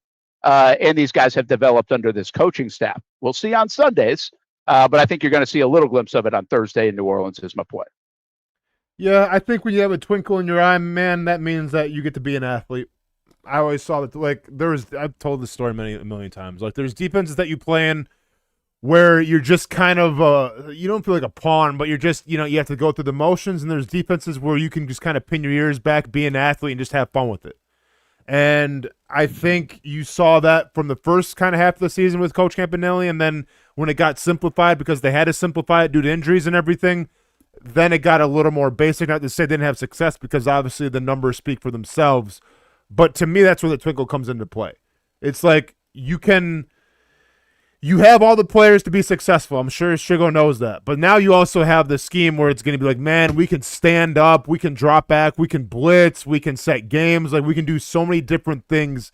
And when you see it, come to fruition in practices where you're eating, the offense alive, like, that only builds the confidence. So if you ask me like where that twinkle is coming from, it's the twinkle of knowing you can be an athlete in a very fun scheme to play in. Hey, also, I love that explanation, by the way. And I know you've kind of said it a lot, but I think it's worth repeating. Like, I like hearing that from you, what that twinkle means, maybe my interpretation versus, you and feeling that and seeing that. And let me just add to it in this, because this part's not in the interview. I asked him after, Austin, like, what he learned, maybe technique-wise or something else that he feels like he's really added to himself as a player. And he's like, this is the first time I've ever played in a 3-point stance when I got here. It's like I always played in a 2-point stance in high school and do the edge and all that stuff. He's like, and it feels like it's just freed me up. Like, again, smiling about the idea of like feeling like a football player, right? Playing in that 3-point stance. But he also said, his growth, and I always think this is very undervalued. I'm big into this in baseball, but I think it's really important in football. When the good teams are good, their IQ is good. And I think the Jags have a lot of smart players. I don't think people always know that and point to that, but I think their IQ is pretty good. And he mentioned, I have grown so much in that area. I can now eliminate some plays that might be coming our way and identify that. And therefore, just boom, it's either this or this and play fast rather than the old Quincy Williams head in the beehive stuff, you know? So I thought that was an interesting comment, piggybacked on what you just said about playing freely. I think he's playing freely in the system, but it feels like he and maybe other guys are playing freely in their own minds. Yeah, and I think that's the way that it has to be. And, yeah, I made the joke with it when Liam Cohen drew up his play. I'm like, man, I literally felt like I had a concussion. And it was being obviously a little smart alecky, but, like, there's also some truth to it. Like, if you play in a basic defense, you really have, like, 3 responsibilities, on a call sheet. Like, if you're a defensive end, okay, yes, set the edge. Okay, the tackle goes down, shows you your back, expect the boot coming back. Or watch a tight end try to, in a split zone. Like, there's not a lot of things that go into it on a defensive lineman. But when you want to make things a little more complicated, like when you want to drop guys back into coverage, when you will start running blitz schemes, if you want to run a dime and bring a safety to the box, now you're dropping back, like now there's a little more that goes into it. Now it becomes a little more intricate. Now it becomes a little more like an offense where it's like, man, I got to know where the safety's going to be. I got to know where the linebacker's going to check. And it adds a lot more on your plate.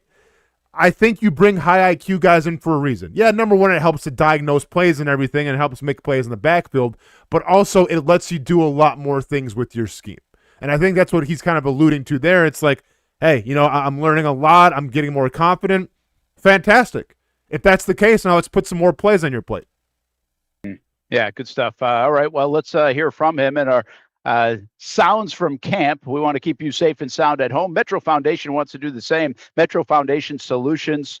Check them out. Get a free estimate, 904-468-0454. Foundation repair, crawl space, gutter solutions here in Northeast Florida and Central Florida. MetroFoundationFL.com. Here's our conversation just a short time ago with Danny Strigo, and I think this might have a surprise appearance from BJ Green. How much more comfortable are you right now, I guess, than this time a year ago or maybe 15 months ago? Yeah, that's an interesting way to put it. I wouldn't say that I'm comfortable, a little bit more familiar. I don't want to get into the comfortable mindset because I want to carry the same mindset I had coming into camp and preseason last year. I got to go earn my spot on the team again. Nothing's given to me. I got to go out and prove that I belong. But just going through practices last year compared to this year is far different, having been through it once, having been through an NFL season, an NFL. Oh, hey there. What's up, man? This question applies to both of us. Oh, shoot. What was that? What is it? Yeah, comfortable. But I got a better question for you guys. So do you feel like you're brothers? Is this a family relationship? We're the other guys. Salt and pepper, cookies and cream, whatever you want to say. Cookies and cream, whatever you want. Yep, bro. Whatever you can come up with, that's it. Yep, there's Josh, Trey, and then we're the other guys. Mm-hmm. Yeah, the other guys have been pretty good. Yep, Gator will never play that. Gator never been about that. All right, you got your own interview over there, kind of with us. I hadn't even got to that line of questioning yet. But actually, that says a lot, right? I mean, you guys have gotten pretty – I was going to go there. You got pretty close. Yeah, especially over the course of last camp, last season, we've gotten really close into this offseason, just sticking together. We both have, similar entries into the NFL. Being able to grow together, it's been really special. And, in my opinion, I got a lifelong friend out of it. No matter what happens, tomorrow, the next day, and the next coming years, that'll always be a special bond right there. Yeah, and by the way, sports are like that. I mean, you've grown up playing sports. You have great buddies and teammates. Yeah. But have you had anything like this? Does this feel a little bit different, just kind of how you got connected and then the paths and to where you're at? Yeah, there's just so many, similarities between us with football. I mean, we have so many differences outside of football and upbringings and all that. But then you look at, how we get to here and how we get to the team, and there's so many similarities. That's the crazy thing about sports is, it's kind of similar to when you come into college. High school athletes have no idea what college is like until you get to college, and you come in, you meet all these new people, and you spend 4, 5, 6 years with some guys, and you make lifelong friends out of it. And so I would say it's a little similar to that, but just to the next level. He has stolen a lot of headlines now. Looks like he's played really well in camp. Playing his mind out, yes. He's a force to be reckoned with right now. Okay, well, people aren't talking as much about you. How are you playing, and are you doing what you want to do to earn back that spot? Absolutely. I mean, there's things every day where I look at it and I think, man, I got to be better there. But there's also things every day where I can see noticeable improvement with, the things that I got to get better at. And, I'm gonna earn my role, and whatever my role is, I'm gonna do it to the best of my ability. And whatever his role is, he's gonna do it to the best of his ability. But absolutely, he's been playing his mind out this year. What kind of confidence, I guess, I don't know if it did, you tell me, that they didn't go get a lot behind Josh and Trayvon.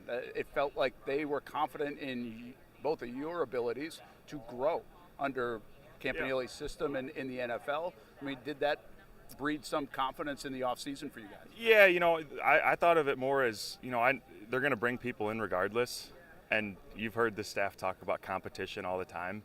And, you look at me and BJ's story with, undrafted guys last year making the team, and now we go draft a couple guys, undrafted guys, and we're breeding competition in the room. And so, I think for both of us, I can't necessarily speak for BJ, but we knew that there was going to be competition in the room. And obviously, we're both hunting up Trey and Josh's jobs. And at the end of the day, that's the goal that we're shooting for. Are we going to get there, tomorrow, next year, however many years down the line? But that's what our goals are.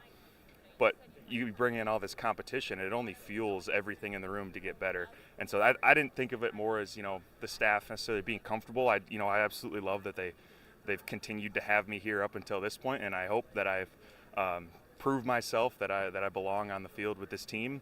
But the only thing I can do is just compete every day for my role. These guys love competition. They preach it. How much are you guys mentioned your stories in team meetings and meeting rooms as examples? You guys, and Matt Dickerson's another one of what this team said. Hey, you go out and practice well here, you're going to get an opportunity. Don't care where you were drafted. Don't care how much you're getting paid, which is a little abnormal in professional sports sometimes. Yeah, it comes up every once in a while in a meeting where, if we're in a team meeting and, BJ lights up the field and, you get a shout out. Hey, this is a guy that earned his reps, started with special teams, came out on defense. Now look at him. Like, this is the formula right here. It's not the only formula, but this is a formula for a lot of guys. We're in the unit room and, there's plays from last year of, me and Matt, stopping the run. And it's just like, look at the process of these guys and all that. So it comes up every once in a while. I look at it more as the technique of what's been going on, not necessarily a pat on the back. I try not to look at that because that can go both ways. You take the pat on the back, then you take the other way just as hard. So, just keep your mind on it. Listen to what is being meant, not necessarily what is being said. But yeah, there's a lot of examples of that out there with a bunch of guys on last year's team. Even Branson, him coming in and, being a stud for us on special teams and him earning his reps. Coming out here, there's just a lot of stories like that, I feel like, on this team right now. Were you a better football player than you were a year ago? I think so, yes. Where? Like where? Oh, where? How'd you get better? I think my confidence has really come along. I think my confidence is fueling my technique right now. And so when it comes to run game and then turning transition into, I didn't get a lot of third down reps last year. We got the guys last year to go out there and rush.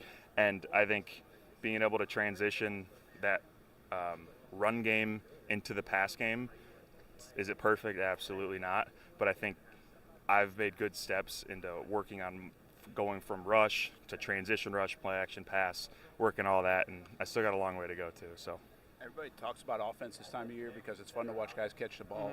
I feel like your defense might be a little underrated. You're number one against the run last year, a bunch of turnovers.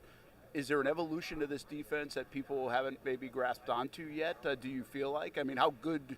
You're going to be confident in the defense, I get it. But how good do you guys think? Are you kind of smiling and like, hey, we got some stuff cooking? I've got a lot of faith in this defense. I had a lot of faith in the defense last year.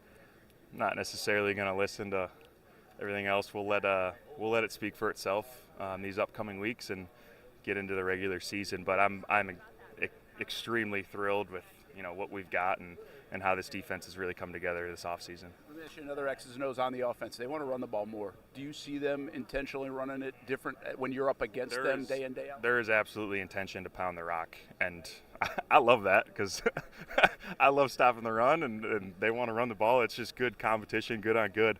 But yeah, they're toting the rock right now, and it's been fun to go against it. Man, good catching up. Yeah, thank you. How much more comfortable are you right now? That is Danny Strigo. Just caught up with him just a short time ago. Flipped that around, and I guess what caught your attention, Austin? There are two little quotes that get my attention in there, but what caught your attention from him? When I painted the picture of he gives you a good vibe on this defense, does he do the same for you? No, without a doubt, man. Great attitude, great demeanor, blue collar, goes about his business, but also can have some fun. Yeah, I feel like we're kind of cut from the same cloth a little bit because a lot of those answers, I felt like I would have answered them the same way as well. I find it fascinating, and I don't use that word lightly, fascinating. When B.J. Green came over, they called themselves the other guys, which is a perfect moniker because they get lost in the sauce with Josh Hines Allen and Trayvon Walker. But then what you maybe not have noticed is they quoted the other guys from the movie a couple of times. When they mentioned Gator, that's from the movie The Other Guys. We saw this exact same thing last year with Andrew Wingard when he was doing his thing as Boris the Blade from the movie Snatch.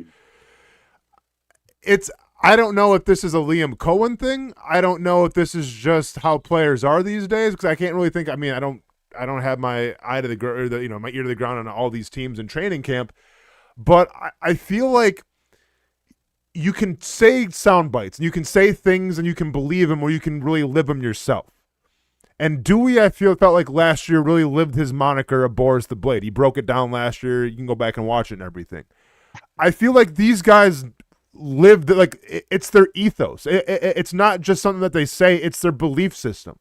Like they truly think that they are the other guys. Like they don't get any kind of love whatsoever.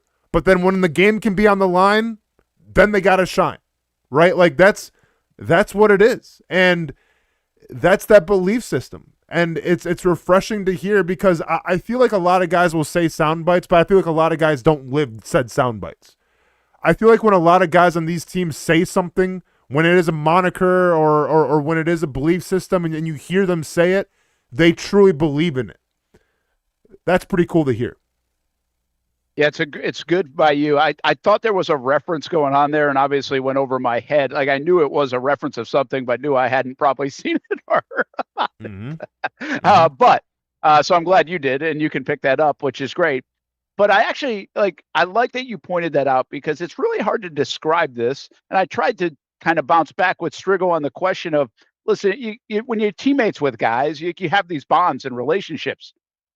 This one feels different. And I mean, I was going to get to the line of questioning and then BJ Green shows up and he kind of delivers it for me. I mean, these guys are like really close and that's like an overnight thing that happened. And by the way, this is what I also say about football, which fascinates me.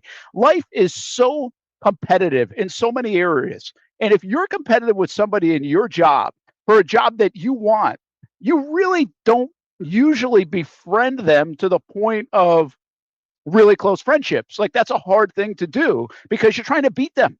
You're trying to beat them out. You're trying to get playing time, all these things. And it fascinates me in a quarterback room that has to be so focused on the starter, even though you want that guy's job.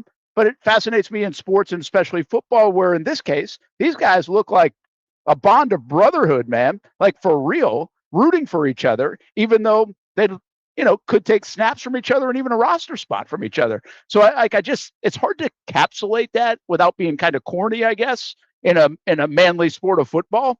But I don't think you see that very often. And especially maybe out of that position, I think it just says a lot about those two young players.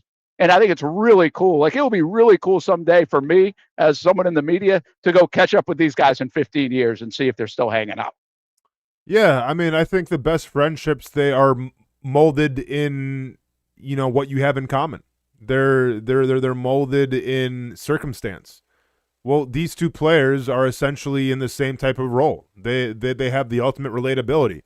where two guys are undrafted free agents that came in that had zero expectations, who play behind two guys in Josh Hines Allen and Trayvon Walker that get all the love, right? Like, of course that's going to breed a friendship, I feel like, because you two have the exact same things in common. Now, yeah, one's white, one's black, as they alluded to, which is funny and everything, but like, so that they look different, but they're literally going through the same thing in their careers. So if you find that common ground, man, that's where friendships are forged in. So it's cool to see, and I'm honestly not surprised. Like, it's probably one of the best unknown stories, if you will, of camp.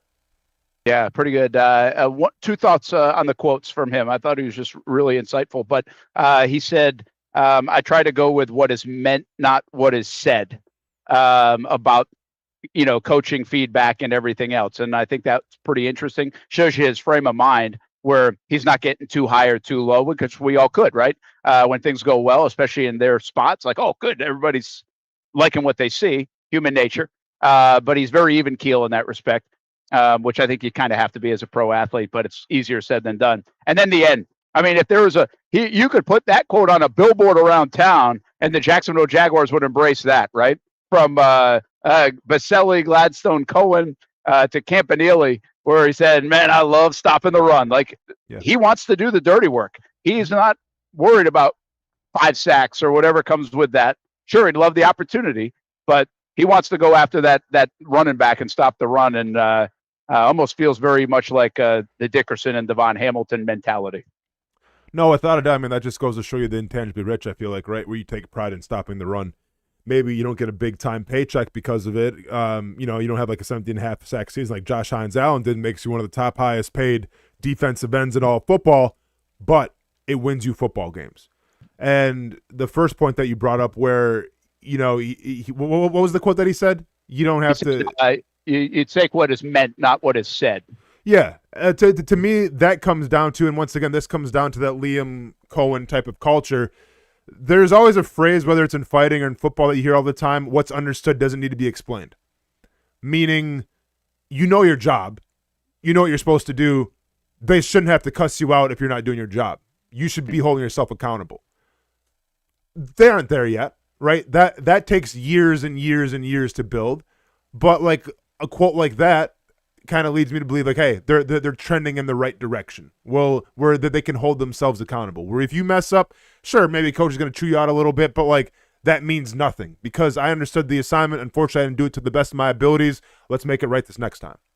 All right, I'm going to hit a break in a moment, but let me end this part of the Strigo conversation with this. For you and Hamby, does he make the 53? Hamby? It's tough, man. I think he does. Yeah, I'll say he's probably 52 or 53, and it might come at Durfee's expense.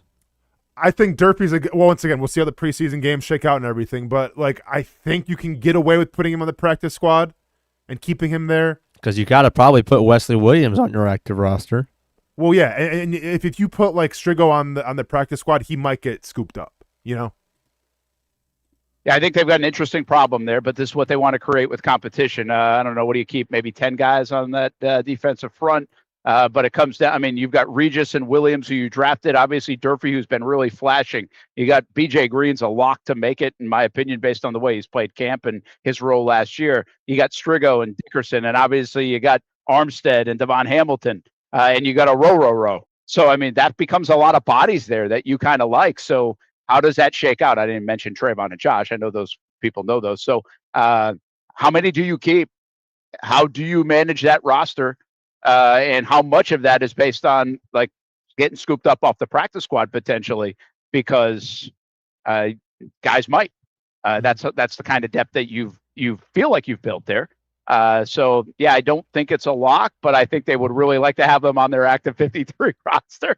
So given his experience, I think he's a little bit under the radar just because BJ Green's so much on everybody's radar. Mm-hmm. And I think that stopping the run is so damn important.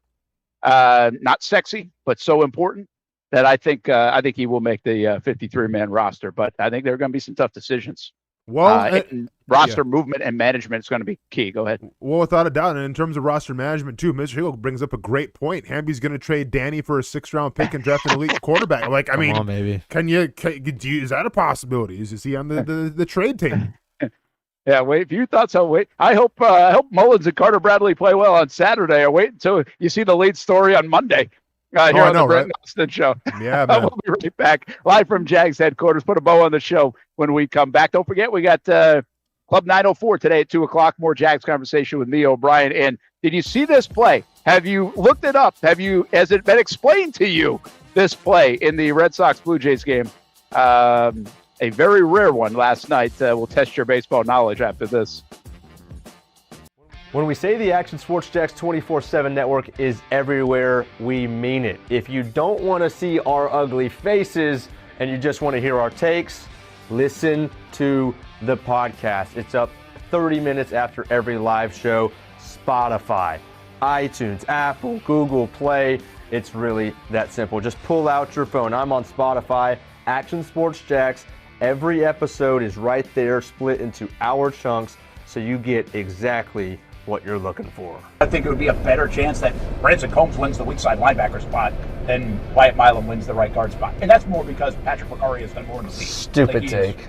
He's more. Maybe you only have 15 minutes before the kids come home. You don't have time to listen to the full show. You're craving Jags content. The YouTube page is for you. We have a separate playlist called Brent and Austen Show Segments. It's Jags-only conversations right there every day.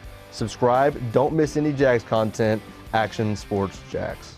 If you don't see a pit, it ain't legit. When you hear that, you think Bono's Pit Barbecue, a staple in Northeast Florida now for 75 years. A place that feels like home with friendly service, a meeting place for friends, family, or business occasions.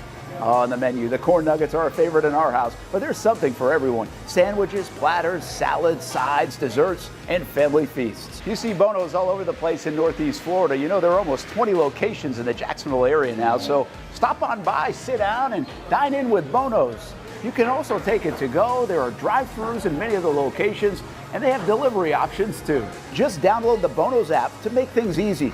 I signed up for the loyalty program, and you can too, to get special offers. If Jacksonville is home, few things feel more Jacksonville than Bono's Pit Barbecue. Celebrate 75 years and many more to come. Bono's Pit Barbecue. If you don't see a pit, it ain't legit. In this video, I'm going to show you how to easily access Action News Jax Now using your Roku device. First, launch Roku. Next, use the menu list to scroll down to the search feature. Then, use the remote to enter Action News Jax into the search bar, and then click Action News Jax thumbnail. Once you see this screen, go ahead and select Add App. Wait a few seconds for it to install. Once it finishes installing, press the star button on your remote and click on Move App or Move App to the top. Finally, select the app back on your home screen to open it. Now you can watch all the great content on Action News Jax Now. Live daily breaking news. We have breaking news happening right now in Clay County. First alert weather and traffic. Looks like we have a tornado warning. Let's take a look at that. Action Sports Jacks 24/7. We've got the Brent and Austen Show daily, live sporting events, and long-form interviews you can't see anywhere else. And shows like Law and Crime and much more. And that's how you access Action News Jax Now using your Roku device.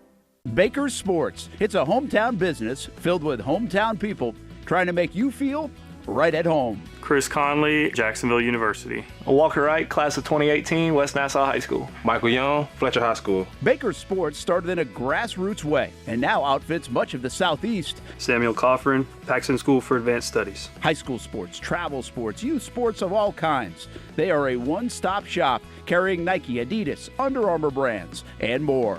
Vincent Caldes, Oakleaf High School. Tony Mazzio, Stanwood High School, class of 2002. Whether it's sports teams on the field or it's your team in the workplace, like our Action Sports Jacks team, and community events like the Dream 18 Golf Tournament, and many others. Cole Tilly, Hilliard High School. Reagan Webb, Eagles View Academy. Look good, feel good, play good with Baker Sports. Custom sports apparel since 1997. Shop with the hometown team at bakersport.com. Action Sports Jacks 24/7 is your home for high school football in the 904. Get ready for each week of action Tuesday nights at 8 o'clock with the Blitz Breakdown, talking everything high school football in the Jacksonville area. And when the lights get bright on Friday night, Action Sports Jacks 24/7 is there with live broadcasts of our Game of the Week and the Friday Night Zone Blitz, giving you live looks into the biggest games in the area and coverage lasting until midnight. Here's the kick, the snap, the hold, the kick is blocked! And they're going for the end zone, and they got a guy! Touchdown! And what? Find these broadcasts available on YouTube, X, Facebook, and of course, ActionSportsJacks.com. And the action doesn't stop there. Find even more high school football on the Action Sports Jacks social channels with content posted throughout the week. When you're looking for the best high school football coverage in the 904, Action Sports Jacks 24/7 is ready for the Blitz. Welcome back to the Brent and Austen Show, streaming on the Action Sports Jacks 24/7 network.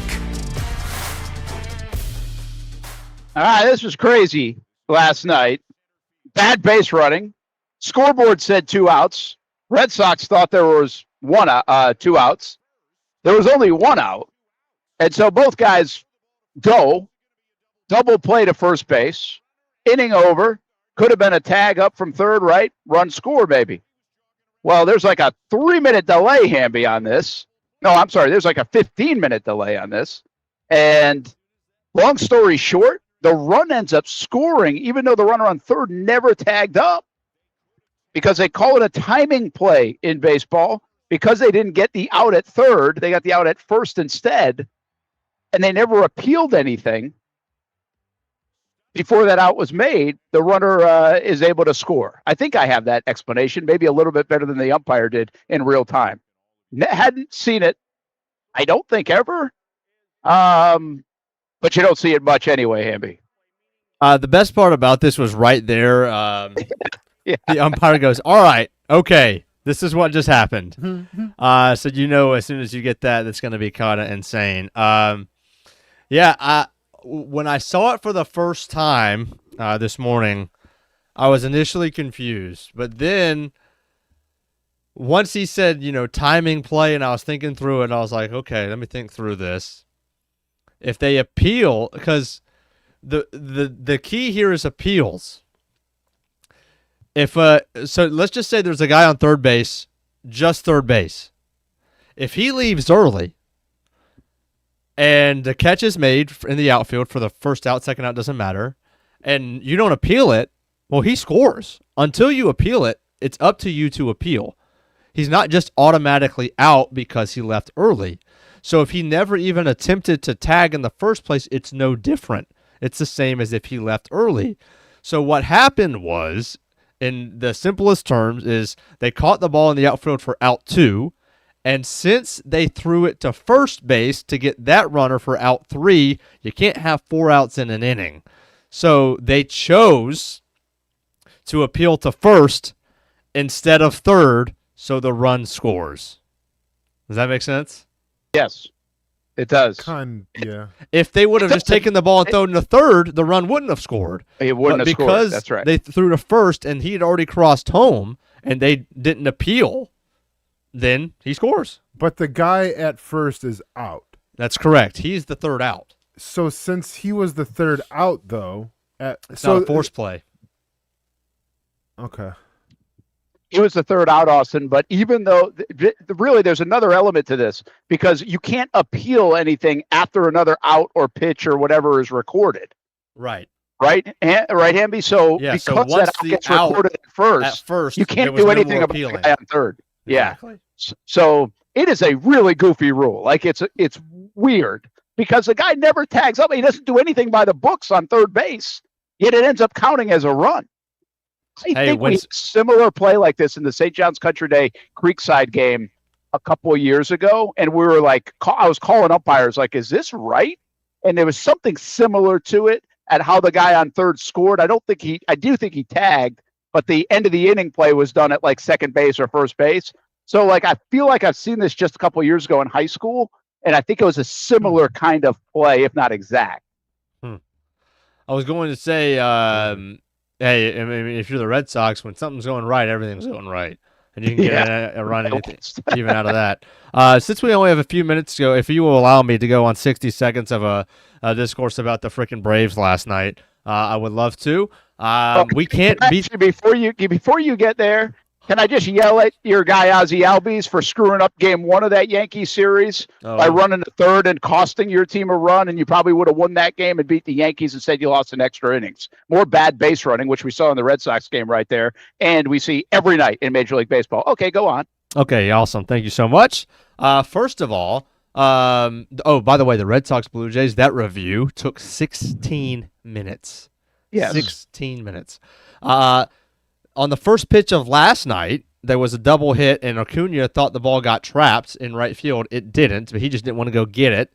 So he threw up his arms, and that was a 15-minute review as well. Regardless, in that first inning, with one out and a 3-2 count, Elder,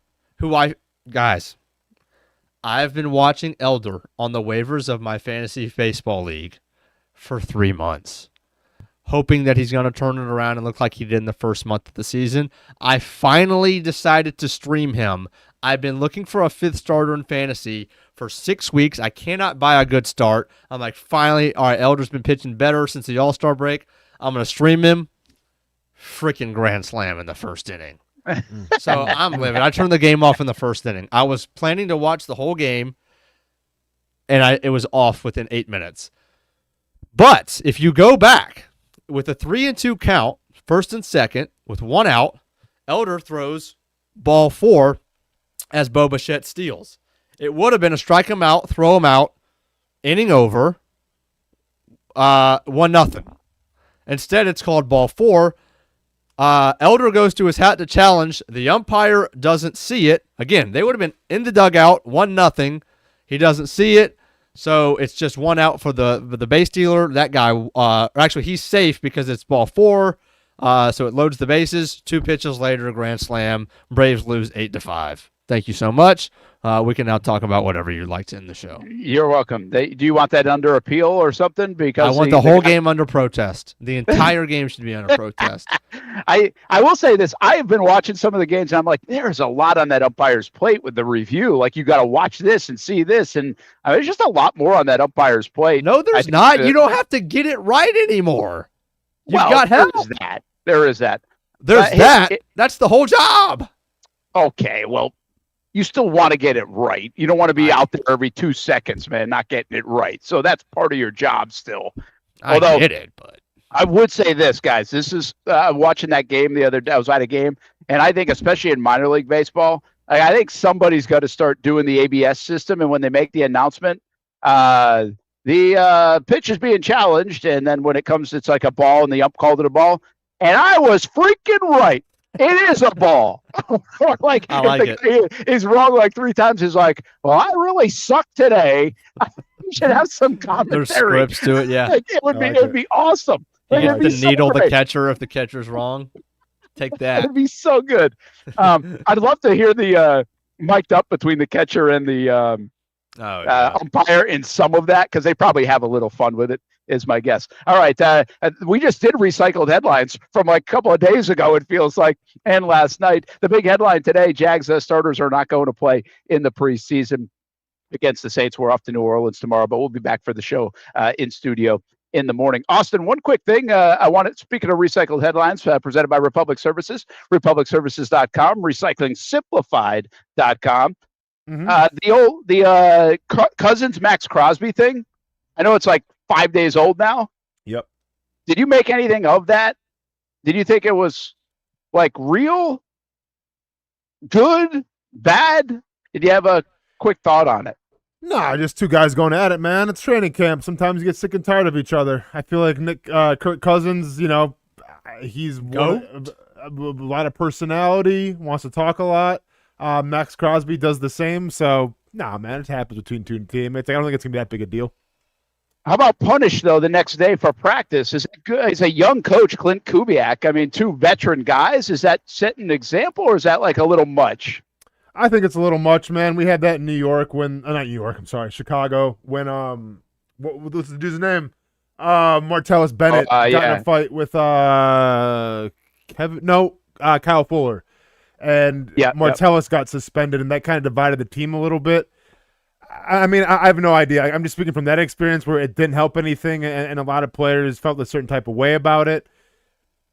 I don't know, man. Like, I understand being a young coach and making a splash and everything and making a precedent.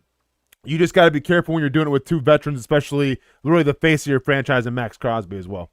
Yeah, like it feels like if Urban Meyer did that in 2021, he'd be lambasted for it. And he's a veteran guy. Right? Yeah. So that's why I kind of think like a young coach, you got to be a little cautious. If Andy Reid does it, who cares? Like, it's no problem.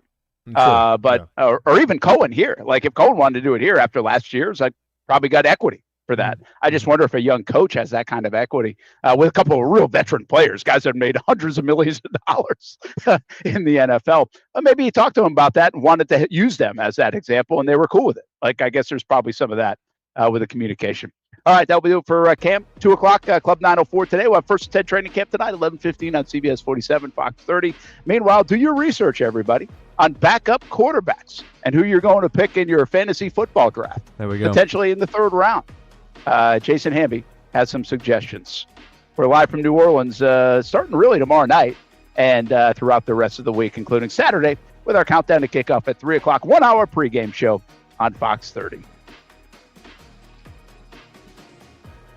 Attention Jacksonville drivers, we heard you loud and clear. You told us oil changes were taking too long, and we listened. That's why we're proud to introduce our brand new Nimnik Express service. We've added additional staff so you can get your oil change without ever having to book an appointment. Just pull into our express lane and we'll take care of it. In the neighborhood, running errands, just realized you're overdue, just stop on in. No appointments, pull in, get out, get going. Nobody but Nimnik.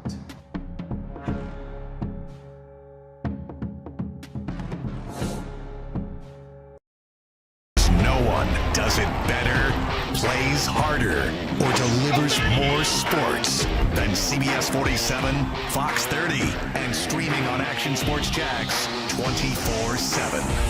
The only local, multi-platform, round-the-clock streaming sports show in Jacksonville. Yeah, thanks, Brent and Austen. I really appreciate you having me on. From high school football, college game days, the AFC, wide open, caught for a touchdown. The NFC, he gets there, touchdown, Seattle. The PGA, unbelievable. World Cup soccer. NASCAR. Denny Hamlin, big-time victory in Nashville. Baseball. Fly ball deep center. Up it's going back. The ball is going long. Local Jag shows. You can feel the energy in here. There should be energy. Jags are in the middle of a playoff race. And, of course, your official stations of the Jacksonville Jaguars. Lloyd, pick six.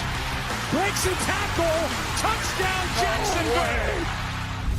We have all the sports, the exclusive interviews. We got the best fans in the NFL. The biggest games, the live events to help make your business soar. So hold on and see why live sports is where you need to be. On CBS 47, Fox 30, and streaming on Action Sports Jax 24/7. Get in the game. Most of us know how to throw.